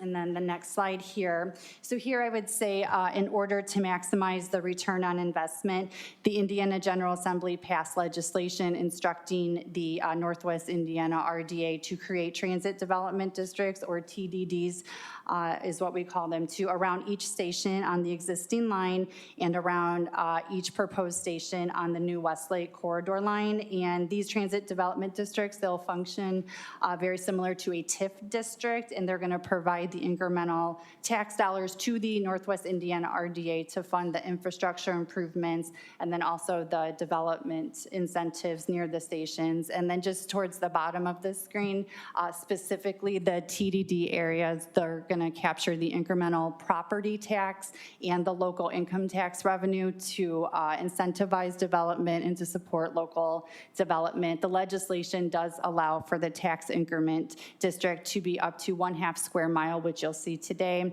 and equivalent to that in acreage is 320, and then around each of our stations. And then we can expand each of the districts up to one time, up to include 1 square mile, and the equivalent acreage of that is 640. So the next slide here. So the state of Indiana, as you know, they chose to become a major funding partner in this expansion as it promised to drive more than $2 billion. Actually, on the slide, it says $2.7 billion in private development over the next 2 decades. And this development, in turn, would drive increased property tax revenues for our localities in Northwest Indiana, and then greater income and sales state returns to the state of Indiana. So right now, what we're seeing is the hottest real estate market in all of Chicagoland, right up in our region in Northwest Indiana. And a lot of our communities are really bursting at the seams with all the development opportunities that have been afforded to us through the rail expansions and through the TDD legislation. And just to highlight a few of our communities in which developers are actually responding. Michigan City, they have an $80 million project. It's for mixed use. They have residential units. They have commercial space. They have a parking garage. Hammond right now has a $15 million mixed-use development with residential units and retail space. And then the city of Portage, they've released an RFP seeking proposals for development of about 44 acres, and their preferred uses are office and hotel and retail, then the office flex building space. So today, we present to you for your review, you're going to see 7 transit development districts. Each of these have been developed in close cooperation with each community, in which Aaron's going to expand on in a bit. We did fine-tune them to reflect the best development opportunities in line with the community's vision. We're very proud of the work that we've done, and I thank you all for giving us the opportunity to show it to you here today. So with that, I would like to turn it over to my colleague, Aaron. Thank you. Thank you, and good afternoon. So I'll be fairly quick going through this, and then we can, of course, take questions at the end. The boundaries we are here to review with you today meet the statutory requirements as laid out by Indiana Code. And in general, they follow the rules of 1 TDD per train station. Each TDD, or Transit Development District, is established within a member county or associate member county of the RDA. Each of these TDDs contains the station and associated parking with the station. These are all contiguous, so they act very similar to how a TIF district is laid out. As Sherry mentioned, they are a 1/2 square mile in area. They expire no later than June 30th, 2047. And we did follow the process whereby we went through in close collaboration with the local units. And then after receiving letters of support or resolutions, we took those to the RDA board and subsequently had 2 public hearings. So I won't go over this in a lot of detail, but I thought this would be important for the members of the committee to be able to see. We, are setting up these transit development districts in order to provide community benefits in the creation of TOD, or transit-oriented development, in Northwest Indiana. And just to highlight a few things, transit-oriented development is different in each of our Northwest Indiana communities. The priorities of each of the communities are different. The needs of each community is different as well. But in general, this is high-quality development that we're trying to bring to the region. This is development that supports continued economic development growth, as well as investments in our communities, some of which have historically been underinvested in. So this is a tool to help with that as well. And as we look across the border to our friends in the state of Illinois, they've had TOD for over a decade now associated with the Metro Line commuter stations. And you can see on the right-hand side of the screen, they have seen significant increases in new construction square footage as well as real estate value increases. So as we think about the model for Northwest Indiana and the 7 boundaries that Sherry mentioned in 8 communities, we've gone through the process with all the local units, understanding that the local units do retain local land use and zoning control of the property. So this is really helping them to develop in line with their own economic development goals. As we go through these boundaries, you'll see green colors and then blue colors. When you have a green and blue, it means it's a boundary split between 2 local units. Those revenues would be, collected in each respective local unit and then reinvested in the district. These are all contiguous. This is a little bit of an interesting map here in that the contiguous boundary is linked via road right-of-way. So we've ensured throughout all these boundaries that they are linked in accordance with rules associated with that. So this is Munster-Dyer Main Street, TDD boundary, here for your review. The next is Munster Ridge Road. So 2 stations in the Munster and Dyer area on the Westlake line. So these would be new stations along the new train line. The next is Hammond Gateway, and what's important here is we were able to capture the Hammond Gateway station, as well as the downtown area, and link those 2 areas as part of a revitalization strategy in close collaboration with the city. East Chicago's station is in kind of the southern boundary of the community, right along the toll road. And it is kind of linked up with the rest of the city and economic development opportunities along Indianapolis Boulevard. We worked very closely with the city of Gary and the Miller area, and have looked to position the Lake Street Business District as a TOD, a high-quality walkable area, supportive of the goals of the city. Portage and Ogden Dunes is another split boundary. We worked with 2 of those local units to define the boundary. This is an area that has yet to be developed, but has a huge opportunity in the future. And then the last one before you today is Michigan City. The TDD boundary, as Sherry mentioned, they're getting significant development interests and economic development interests in their community already. So the benefits of the transit development districts and TOD working together with the help of the RDA and in collaboration with the local units this is a structure for TOD to take place in Northwest Indiana in a way that it hasn't in the past. And the RDA through this process has built relationships with the local units, provided support to the local units. We've been able to outreach to the development community as well and get people really excited about this potential. And then I've just got a few examples, and we'll go through these quickly. This is the kind of development that the RDA and the Northwest Indiana communities envision seeing here in the future, places like the Van Aken District outside of Cleveland, Ohio.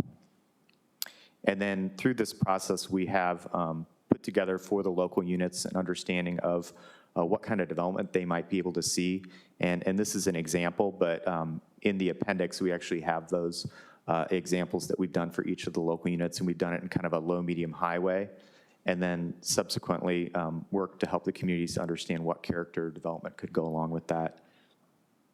And then if you want to go through those. And then lastly, we've worked with the RDA's team and policy analytics to understand economic development potential with each of these thresholds for development in the local units, breaking down different types of development, and then assessed value from a gross and net perspective, and then revenue potential within that potential future TDD district.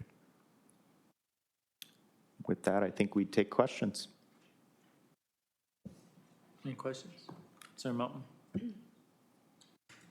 Thank you, Mr. Chair, and thank you both for your presentation and always being responsive when I reach out asking questions about the project. I want to ask a few questions. Some are that come from the community since we've last talked. One of the questions I want to make sure that I'll get a little bit clarity for myself, the TDD process and who captures the actual growth. Will that be, does the state capture that, or is it NICD, is it RDA, and how is that reinvested back into those districts? Do you want to take that one, David? Mr. Chairman. Mr. Reynolds? Thank you, sir. Senator, the incremental growth of local property taxes and local income taxes will be captured and transferred to the RDA in Lake and Porter County. If the TDD is in LaPorte or St. Joe County, then the incremental capture is passed on to the RDCs within those communities. Got it. So once it's captured, they can be used for what type of projects within the TDD? Is it more development projects or? Yeah, there's a litany of requirements of how those dollars can be spent and spelled out in statute. Generally, the same requirements as if it was TIF dollars. Got it. I think that's from a policy perspective, that's all I probably would ask. I think if you can share, I know you talked and had many community conversations, right? What were some of the questions asked, or how was the community engaged in that process to get the feedback from them on how to draw the boundaries? So during a process of the last several years, actually, we've been working very closely with the local units. We've held public meetings, and this image here is an example of these. So we held those in each of the local units. We did it actually during COVID, so this is an example of how we did it in a hybrid format, so folks could join online and in person in an equitable fashion. These were also recorded. So that's an example of how we were doing outreach real time. We've created a website, nwitdd.com, that I welcome you all to visit. There's a wealth of information on that site. Then in addition, we had sit-down meetings, in person and virtual, with each of the local units, their leadership. Typically it started with a kind of mayoral or deputy mayor type person, a town manager if it wasn't a city, and then any kind of professional staff that they wanted to bring to the table, whether or not it's planning director, engineer, economic development director. So we've worked very closely with those individuals, as well as in a lot of cases, counselors on both the city and town side, and members of redevelopment commissions, plan commissions, to understand those goals in helping draw the boundaries. And as we mentioned, we were able to obtain support letters from each of the local units, acknowledging that we worked very closely with them to define the boundaries. All right, thank you. Is there any updates or reports on the MPE-WEBE participation thus far? Because I know we've seen work in Portage, we have the Miller Station in Gary, as well as now Michigan City. Are there any data or statistics showing, how that's going in terms of that participation? Do you want to take that? Thank you, Senator. I don't know that we have any updated statistics to share with you, but we remain committed to, through our normal grant program, of adhering to compliance with minority-owned businesses and women-owned business, and even DBEs at this point. Got it.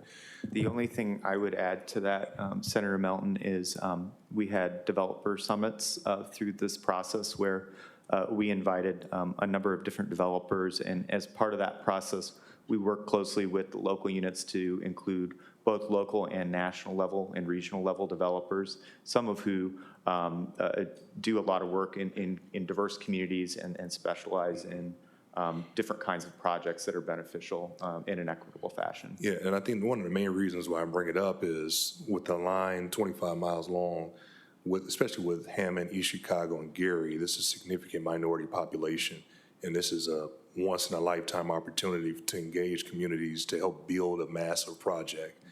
So I think in future times coming back, it will be, I think, fruitful for us to have those numbers and kind of to figure out if there are any issues of not able to hit those targets or goals, how can we get that accomplished? So just wanted to share that. I think the last question I'm gonna have in terms of, and this definitely came from the community, I want to be able to articulate the different, why the Gary locations, the Miller Station versus the Metro Station. I know the Metro Station will be to come, but in terms of folks are going to see pretty much a new facility in Miller.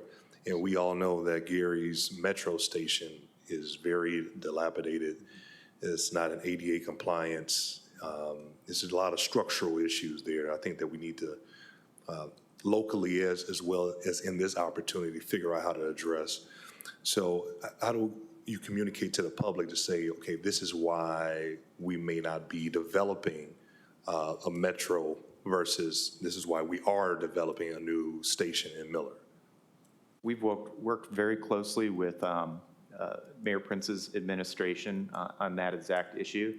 And the advice that we had from his administration is that they wanted to tackle Miller first and then work hard on understanding how there could be a very collaborative effort in the downtown area, and that is underway.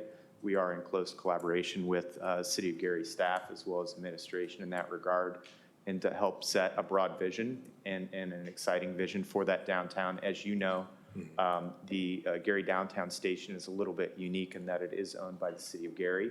It is not owned by NICD. All the rest of the stations, both planned and current along the line, are owned by the transit operator.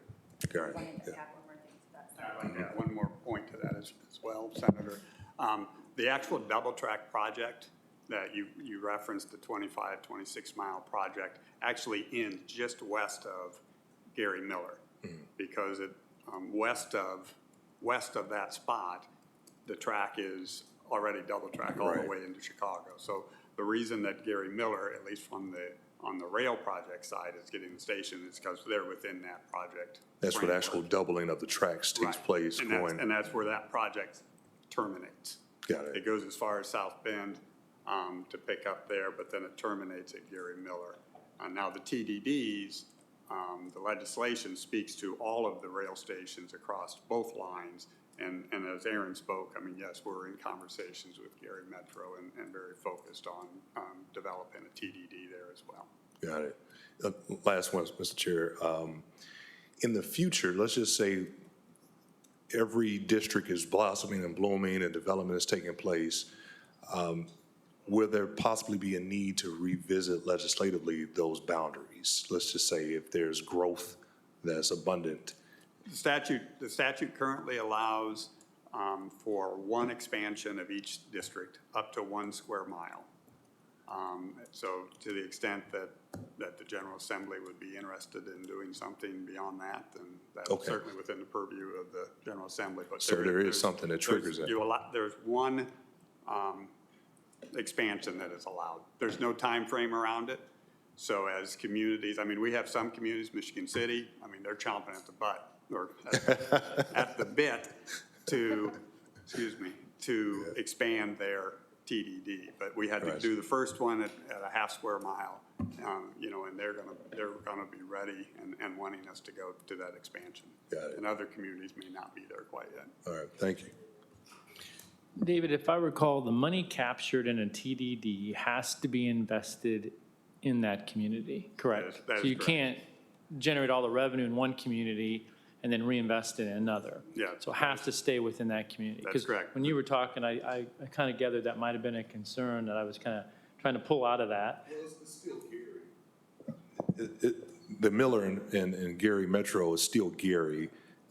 There were just a lot of questions on, we're going to see a new station or platform in Miller and no activity at the Metro station. Yeah, and just take that one step further, Mr. Chairman. I mean, not only is it the dollars captured within the TDD have to be spent in that TDD, as Aaron pointed out, there's 2 of them that are before you today that actually cross over 2 municipalities. And so the increment captured in that TDD for that municipality, those dollars would only be spent in that municipality versus, and then the increment captured in that other one would be spent in that one. So you have it split that finite within a TDD, how much of that's captured in each community? yes, Wow, okay. So it shouldn't be any question on who gets the money then? correct. Okay, thank you. Senator Brown. Thank you. Speaking from a county that doesn't have any rail service except through Garrett, so good for you up there. But I just want to make sure I understood what you're saying. The Gary Metro is, unlike your other stations or stations to be, is owned by the City of Gary? So they are responsible for maintaining it and upgrading it to be ADA compliant, et cetera? Is that right? So going forward, is there funding in the pipeline from the city of Gary to make any of these changes that this seems like the community is asking for? Yeah, I mean, that's more of a NICTE question, if you will, the train operator of the rail line. I do know that there are ongoing discussions between NICTE and the city of Gary on continuing to upgrade the station, and there's actually ongoing discussions about, as Senator Milton was talking about, as actual improvements to the station as well. But that's the city of Gary's responsibility currently, though. I'm not sure that I can speak to exactly what the agreements are between NICTE and the city of Gary as to whose responsibility. Maybe Senator Melton can speak to that. I'm not prepared or knowledgeable enough to really speak to that. I do know the rail station is owned by the city of Gary, and there's some sort of agreement between Gary and NICTE on the use of that by the rail line. All right, thanks. Mr. Chair, if I can respond to. Senator Melton. So, Senator Brown, I recently met with the Gary Public Transportation Corporation. They are the tenant in the building. They receive 80% of their funding from the FTA, a significant portion of their funding, right? So, to answer your question, yes, the building is owned by the city of Gary proper. GPTC is willing to make investments, but based off the way they use their federal funding, it has to be a 20% match. So they can spend 80% of their federal dollars, but it has to be a 20% local match to the facility. And of course, we know the city doesn't have those type of resources. So right now you have folks that may be in a wheelchair, they have to pass up the Gary exit because the elevators doesn't work and the escalator doesn't work. I recently was there, and there's currently I don't want to get into on the soapbox on what the issues are. Let's just say that there has been a lack of resources to invest in that facility. And I think with the investments taking place around all of the other stops, and this being right downtown, right across from City Hall, right around the footprint of a lot of prime economic development opportunities, right at the corridor of U.S. Steel, it would be of I think the state's benefit if we look at figuring out how to make sure that that location is at least safer and more compliant for those that need handicap accessibility. If I may, Mr. Chairman, I appreciate that, Senator Melton, and I certainly want it to be safe. But again, I'm just going to reiterate, being in the second largest population-wise and the largest physical county in the state, and having Amtrak, and you literally stand out on the side of the track, if this is part of the city of Gary's responsibility, then they also need to be at the table, and they also need to supply funding, in my opinion, because every community would like better transportation and access to a multitude of opportunities in terms of transportation besides someone driving their own car. So anyway, looking forward to continuing the discussion. Senator Melton, I met with David and Sherry yesterday, and based on the conversation I had with them last night, I had some thoughts. In fact, I just shared them with Krista as we were speaking. So I have some thoughts on what to do about the Gary Metro that I would be happy to talk to you about. That sounds great, Mr. Chairman. And Senator Brown, I agree with you 100% on that as well in terms of the responsibility on that. So thank you, everybody, for their engagement on this. Thank you. Anyone else? All right. Thank you.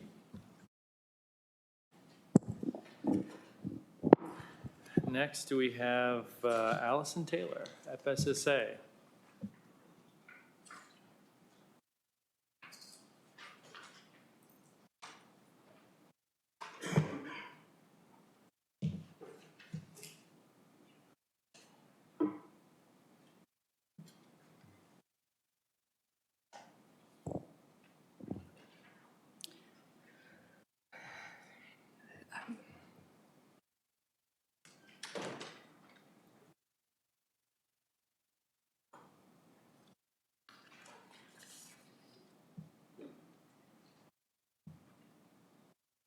Thank you, Mr. Chairman. Members of the committee, my name is Allison Taylor. I'm the Director of the Office of Medicaid Policy and Planning within the Family Social Services Administration. I have 3 items for your review today. The first one is EMS reimbursement. So we are submitting a state plan amendment to the federal government that would allow us to increase EMS reimbursement to Medicare rates per legislation that was actually passed in 2022. Effective July 1st, 2023. Yes. Thank you. And what's the percentage of the increase? I know we have the dollar amount of those rates, when you say from Medicaid to Medicare. Great question. Let me see if it's in my fiscal notes. If not, I will follow up Okay, in writing that's with fine. you. Okay. I've got lots of big spreadsheets. I'm sure I can find it. I will follow up with you. Okay, sounds good. The next one, EPSDT vaccine counseling. So EPSD is the Early and Periodic Screening, Diagnostic, and Treatment Program. It is basically a preventative health coverage program for Medicaid members birth to 21. And it layers on and provide, it requires us to provide comprehensive screening, diagnostic, and treatment to kids. And so we talked a little bit in prior state budget committees about the COVID response and the fact that CMS was requiring states to pay for vaccination counseling associated with COVID-19 vaccines. You'll see here that we're basically telling you that CMS has actually revised its policy and said, actually, that should apply broadly for children in EPSDT. They should the option for providers to get paid for vaccination counseling for all vaccines should be included in the program. And so to come into compliance with that requirement, we are submitting this state plan amendment to cover opportunities for vaccination counseling to encourage increased vaccination rates. Representative Brown? Thank you. This won't create double billing. I mean, you'll have a regular child appointment and then you schedule them back in a week for vaccine counseling? So my understanding is there are some parameters that would prevent double billing, and we will be watching very closely to make sure that does not happen. So If they counsel, are they required to give the vaccine? they are not. They are not, Dr. Brown. Is that federally or state? That's part of the federal provision, that is. And I think it's to encourage the discussion. Not every child on that day, the parent might not be ready then, but there really is the emphasis on having the conversation. We expect the utilization, we don't know that it will be widely used. I think we anticipated about a 10% uptake. So, but I understand, I think it's something, it's an emerging policy area that we need to watch closely, but are attempting to come into compliance with federal requirement. Thank you. Thank you. The third and final state plan amendment actually is a waiver amendment. So this is to a routine extension of our traumatic brain injury waiver. This particular waiver runs in 5-year increments. We are at the natural renewal point. We don't anticipate expanded programming or slots. So there is really a kind of that de minimis fiscal associated with just extending the program for an additional 5 years. Happy to. Senator Brown. Thank you, Mr. Chairman. So when you say it's de minimis, so you're not increasing reimbursement rates for TBI? So we have a separate effort on reimbursement. So this is just the extension of the TBI waiver, separate and apart. We've talked a little bit about this. In 2019, we did a rate methodology review that included TBI, made enhancements in reimbursement. In a post-COVID environment with the pressures on workforce and kind of other factors impacting the healthcare market, we are reevaluating, and so basically revisiting HCBS rate methodology.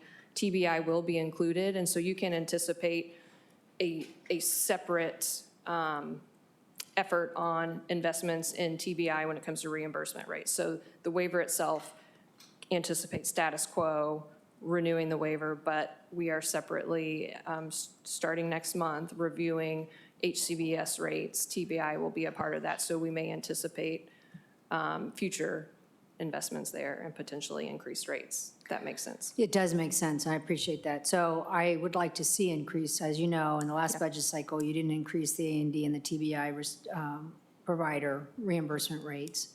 So I'm hoping that this study, so when do you anticipate this study being finished We will have an idea of investments by December. for the budget? Yes. And then, if I may, along that same line, you're still in the process of your long-term services and support study. As you probably are aware, many of us have received very anxious calls from providers in that space as well. And do you have a sense of when that study will be completed? Are you referring to the direct service worker Bowen Center study? Yes. Same timing. I think we're in a sprint to know as much as we can know heading into the next budget cycle. We've told our stakeholders that we anticipate being able to share a report, and for members of the committee, this is our partnership with the Bowen Center to take a look at the regulatory and statutory construct that affects our direct service workers. They live and work in different places among our different waiver programs, but these are the professionals just short of LPN, those that help individuals that really at home with daily living activities and help those folks stay home. So we are doing an evaluation. One component of it is really reviewing statutory, regulatory, reimbursement construct. What are they seeing and experiencing, and how do we create better training, career ladders, reimbursement to encourage? We want more direct service workers. We anticipate that report being available early fall, so September, October, again, is what we've told our stakeholders, so we can see it, digest it, and start developing an action plan with our, we have a DSW advisory committee that we are working directly with and other stakeholders. So more to come on that, but we expect to have information this fall. Okay, because I know, I mean, I've had multiple discussions about this and, you know, where you're moving and also the supply chain, which is, in my opinion, slightly non-existent. My final request, I guess, is as we're going into the next budget cycle, if you would be very explicit in, and I'm looking at Gus back there as well, because I've had these conversations with him, in what areas you are actually reimbursing over the last budget cycle and which areas are specifically not in terms of providers being increasing in their reimbursement rates. And with that, Senator Mishler knows I talk about the Turnstone Center, which is primarily for those with physical disabilities, and many times it seems like your agency is looking at the developmental disability space and reimbursements in that area, as opposed to also including always the physical disability space. So I would really appreciate making sure across the board, and if that's not included, if you can share with me specifically why it's not. Thank you. Thank you. Representative Porter. Thank you, Allison. Thank you, Mr. Chairman. In regards to the TBI, is there, I understand there's no waiting list. Is that still the issue? I mean, is that still the same? There's no waiting list for people who want services? Yeah, so the state fiscal year, according to my records, we have 172 individuals that received services in 2022, and there are 200 authorized slots. So I believe that we're covered. Okay. Yeah. So there's no waiting list? No wait list. So everyone's getting services that they need to? Okay. That we're aware of, yes. Any other questions? All right, thank you. Okay, thanks. Is Mark still here? I have IEDC and Mark Waskey one more time.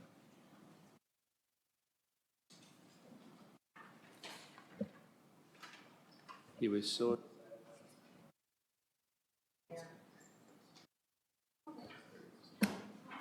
Hey, Mark, I figured you were so excited about your $100 million, you forgot about this one. No, we were getting our ears talked off by your colleague, Senator Taylor. Hard to put away.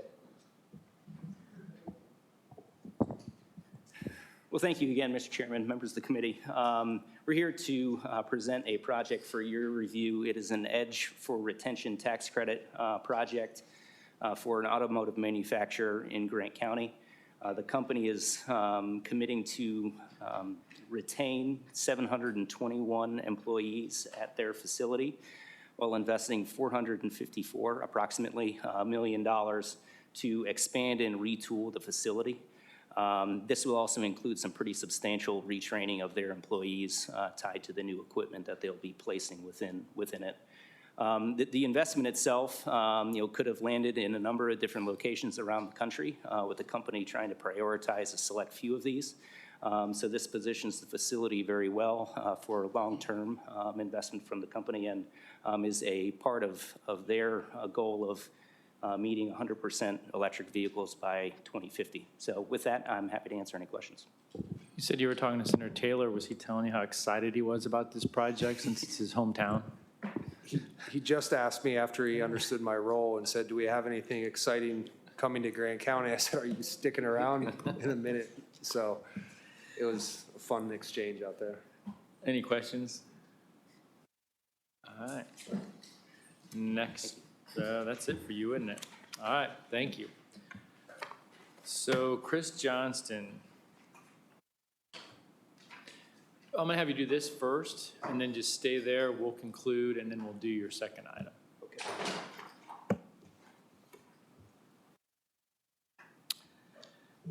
Thank you, Chairman Mishler and members of the committee.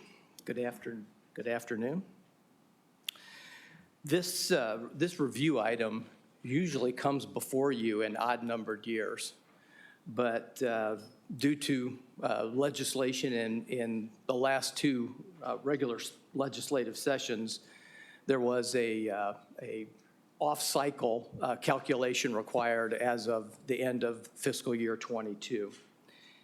The requirement was to do a excess reserve calculation in that the calculation would have a baseline.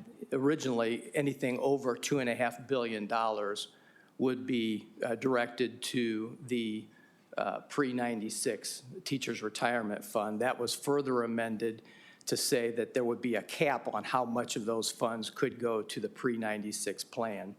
And so, if you recall, the budget agency issued their surplus statement. I guess the one other change that's different than the odd-numbered years is that there usually is an adjustment for the tuition support reserve in odd-numbered years.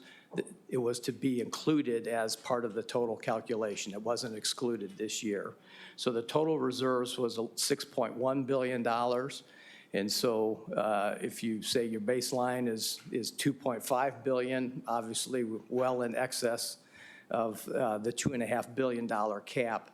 And so after your review, then the transfer will be made to the pre-96 plan in an amount of $2.5 billion.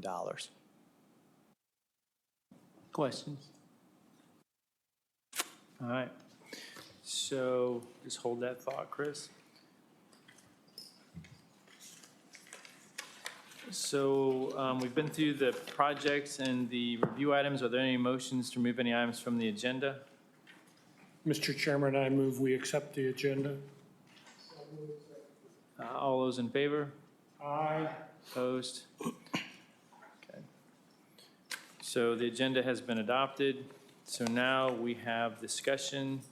Chris Johnston. You sound so excited. So I'm back to give you an update over the last couple of months of what's been going on in the federal funding space.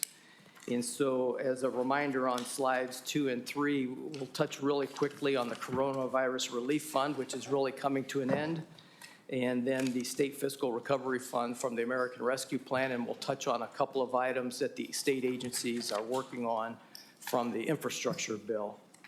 And so on slide 3, just as a reminder, we're finishing the final reconciliation of the Coronavirus Relief Fund.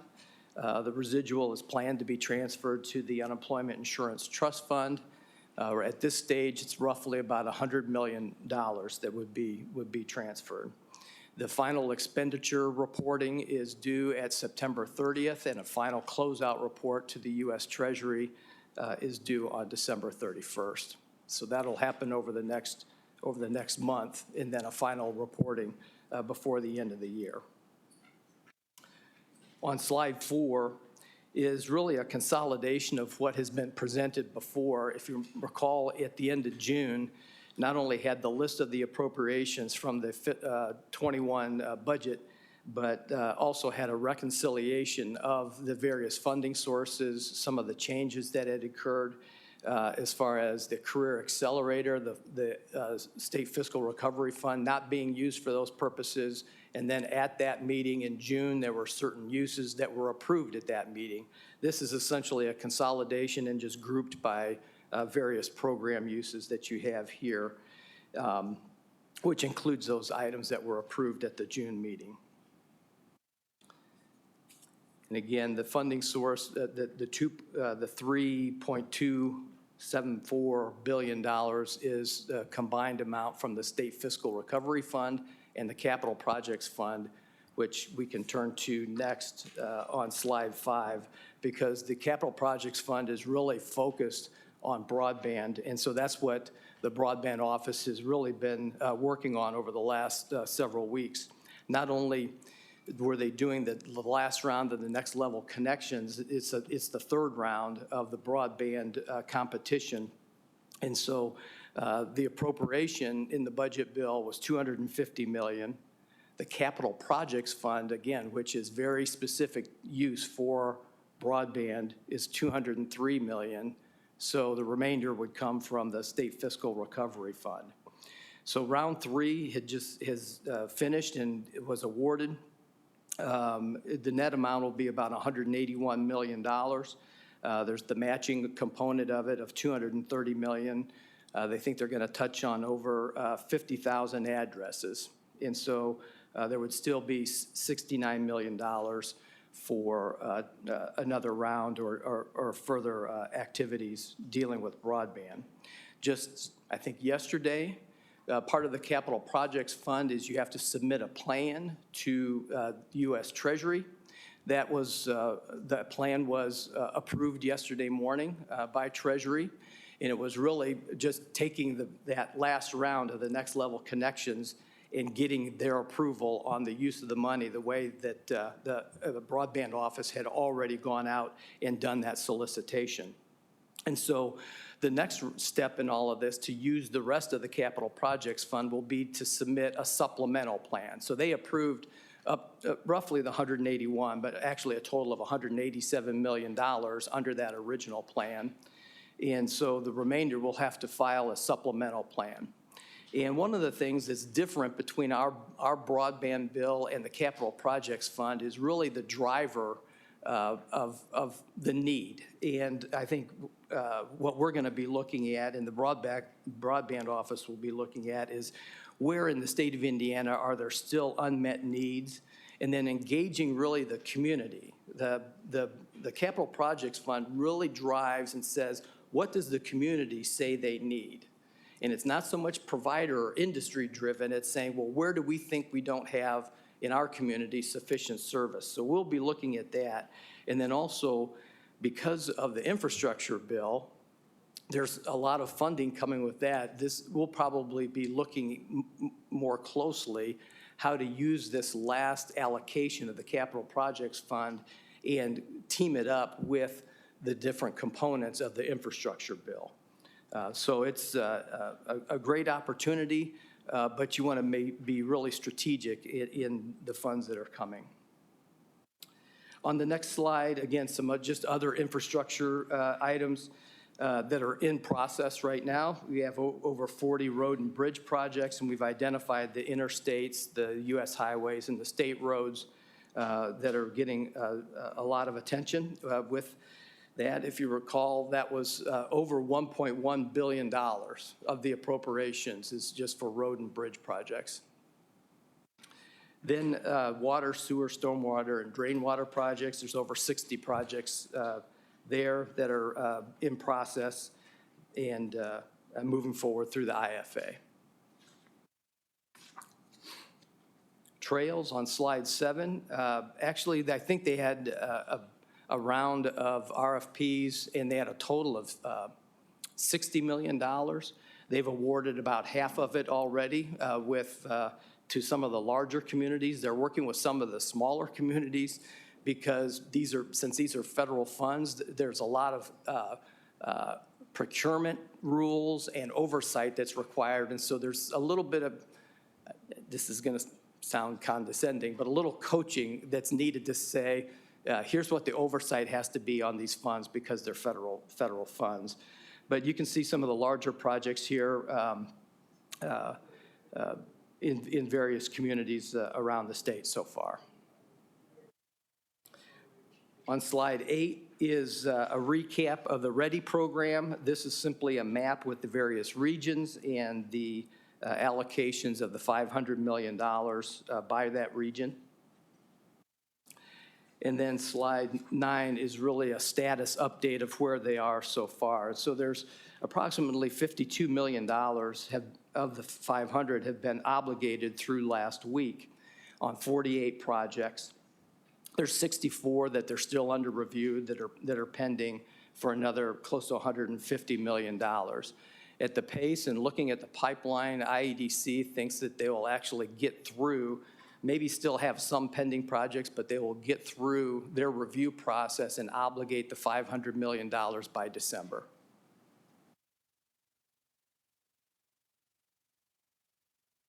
I touched on briefly in June the Health Issues and Challenges Grant. That's on slide 10 is a recap of the 9 focus areas that they were asking for responses on. They made 154 awards for $35 million. The next round, that appropriation is $50 million, so they will engage in that in the coming weeks to put that out for bid. The map you really can't see very well. I apologize for that. We do have a full report that's out there that has this map easier to read out on the State Budget Agency website. But what I'd like to point is sort of the ugly yellow greenish color called lead. That is where is probably the most dispersed as far as activities is lead investigations in I would say half to 2/3 of Indiana's counties. Those grants went specifically to the county health departments.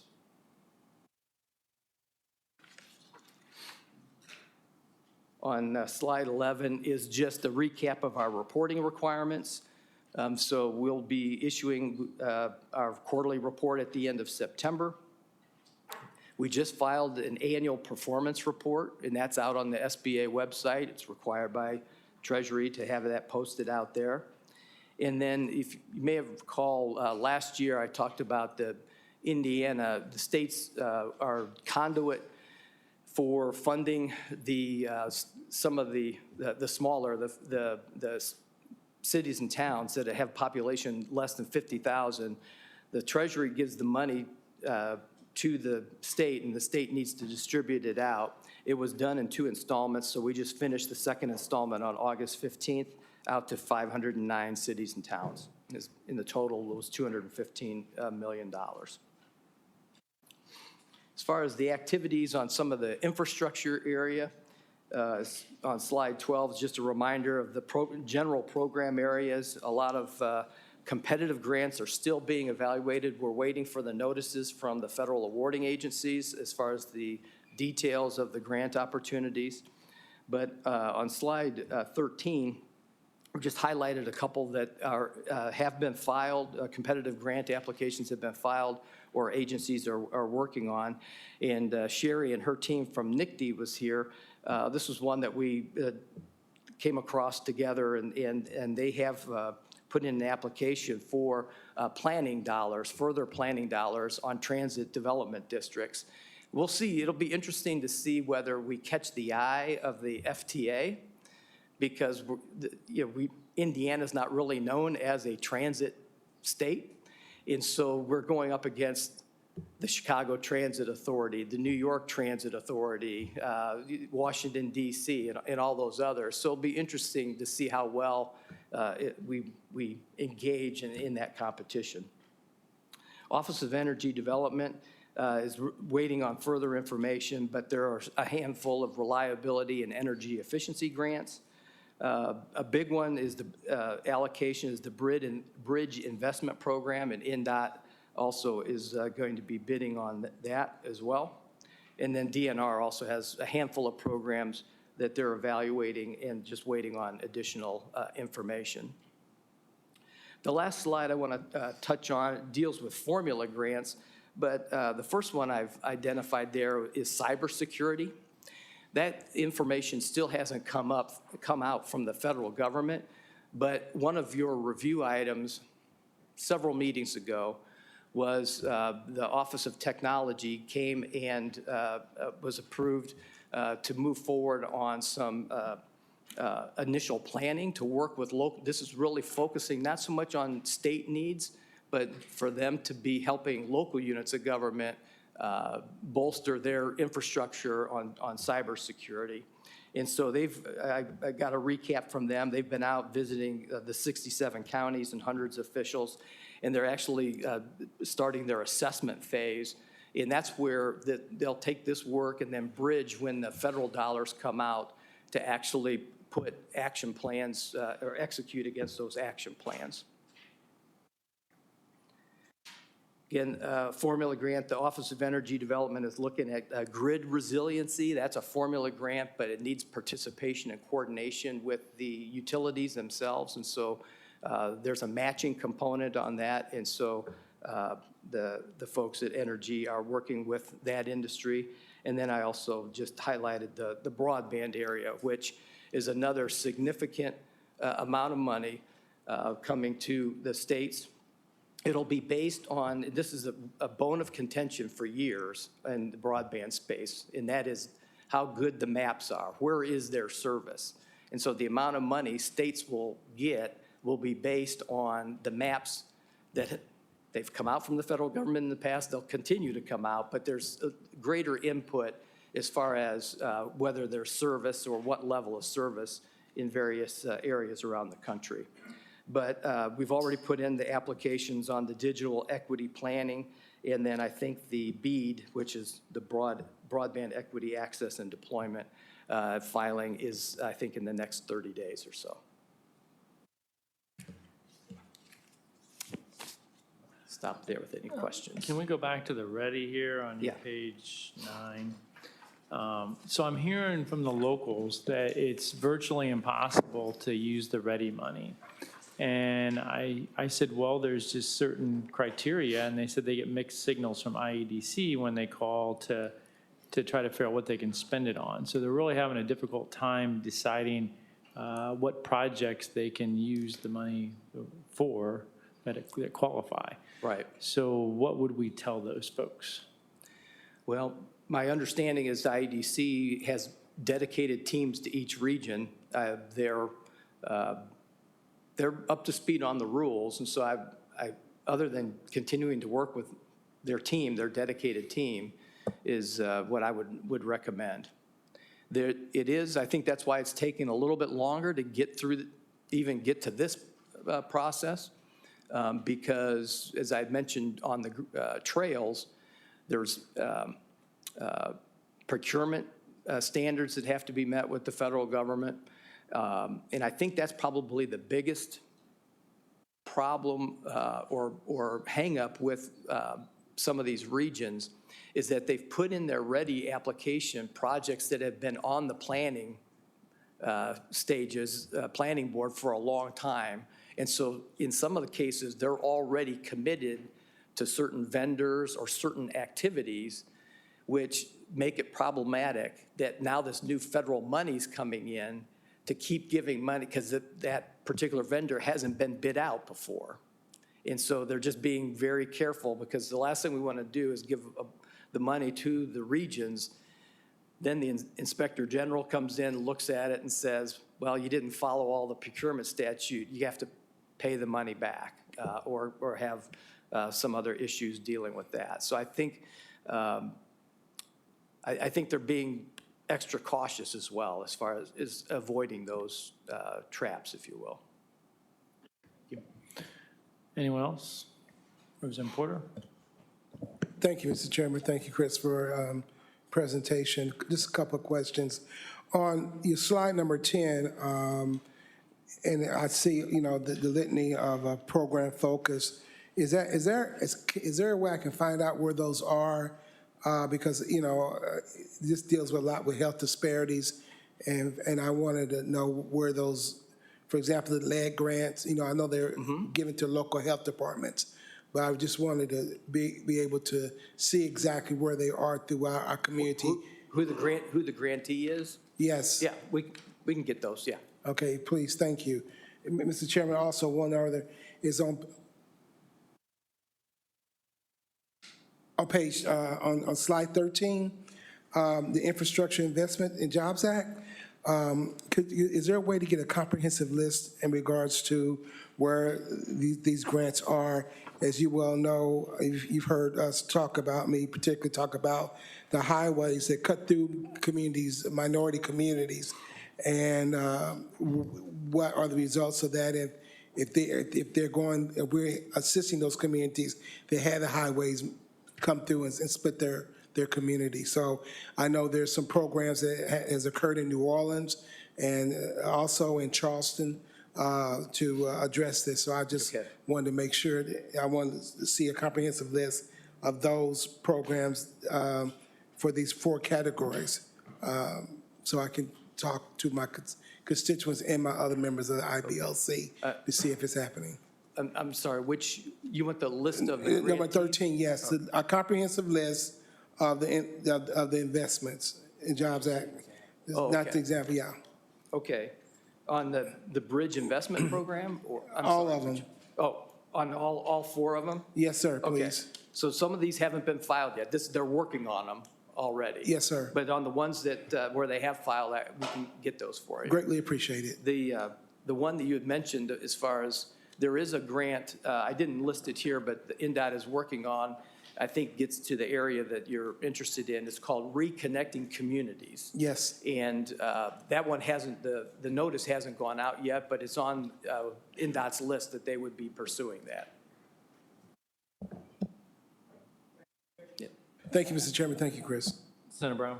Thank you, Mr. Chairman. I know we're at the end, but I want to be brief. But with respect to the health issues and challenges, we had allocated $50 million, and I see that the total funds was $35 million. Are there some pending grants, or is that a $15 million leftover? No, they're planning, I think, to issue their next round, open up the window for further grants to be considered, I think, in September or October. Okay. So they'll be using the rest of the $15 million. So the total $50 million spend. All right, so obviously you're familiar with the recent Public Health Task Force Commission, whatever, Correct. that had the, I believe it's up to $250 million recommendation. So how have these programs that have already been funded, because I remember at the time of the award or the legislation, these were supposed to be measurable in terms of maybe innovative, but also measurable in terms of success rate. So because these touch on all the issues and probably more that were in the Public Health Commission recommendations, how are these compared to that? I mean, are these similar programs? Did we already look at these when the commission met in terms of funding with the $250 million ask if we've already spent the $50 million here? Or are these going to be totally separate? Well, somewhat separate. There probably is going to be overlap as far as some of the issues in the programs, but the Public Health Commission is really taking a long-term perspective about the structure of public health in the state of Indiana, what the funding should be, who should deliver those services, and who should deliver basic services, what are deemed to be basic health services. Here we have a one-time grant of this money, and so they have a different sort of runway, if you will, in trying to tackle some of these high-need areas. So, and then part of the legislation that you're speaking to also required Health to work with the Management Performance Hub to develop those metrics and see how well we're doing. But as you know, in the health space, I mean, it takes a while to move the needle in a lot of these areas. And so the key in the health space, what I've always found in a prior life was, what is the right proxy, right? if we're trying to move diabetes, improve diabetes, it may take a while to measure what is really affected by a funding or a program. But in the meantime, what are we reporting to say we think this is going to influence an outcome that'll happen 5 or 10 years down the road? So I think the Public Health Commission is more long-term perspective and what should the commitment be as far as funding and the structure of those services. Here is more programmatic and issue-driven because this money's a grant that has to be spent by 2026. All right, well, I would just say, I mean, obviously, the lead grant program, as an example, that would be a one-time spend. You go in, you fix it, and hopefully you don't go back there, right?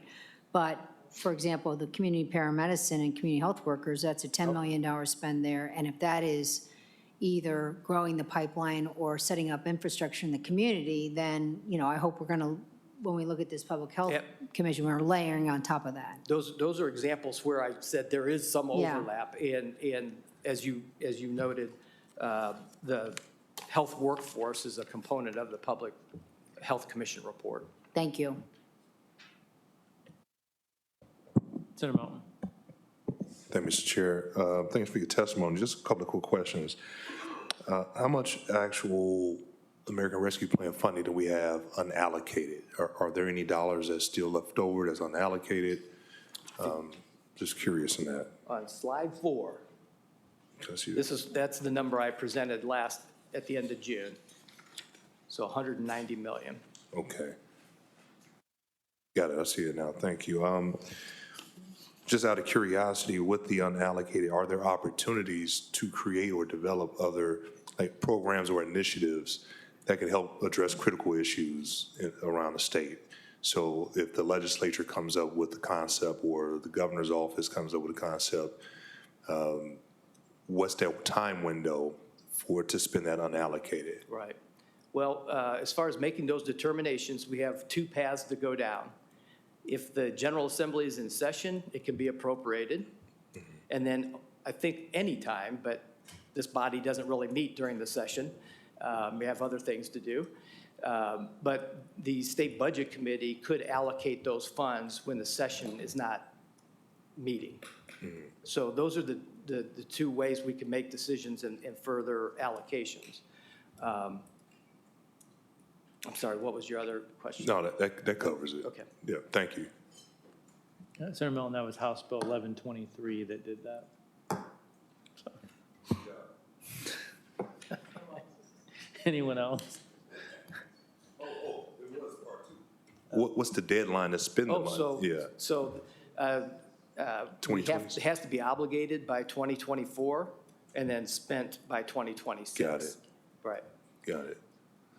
For some reason. I think one of the things that'll be part of our discussion collectively between the executive branch and the legislative branch is looking at the pace of the program so far. What's been spent, what is obligated, what's going to be obligated before the end of this biennium, because these were appropriations, and so we'll have to take a look at that and have a good summary to make those decisions. I was envisioning a kind of a statewide initiative to help both urban and rural communities that can help address, demolition, blight, those type of things, public safety issues, as well as public health issues. So I was just brainstorming in the midst of the conversation. So thank you. Anyone else? I could see that light bulb going. All right. So the next meeting, we're going to try to have a meeting in October. Or plan to, I shouldn't say try to. We plan to have a meeting in October. We're planning to go to Northwest Indiana. Dates to be determined. That's my fault because I'm trying to figure out when it fits on my calendar. So I'll give you that much. Northwest Indiana in October, and we'll get you the dates as soon as possible. So with that, we will adjourn. Thank you.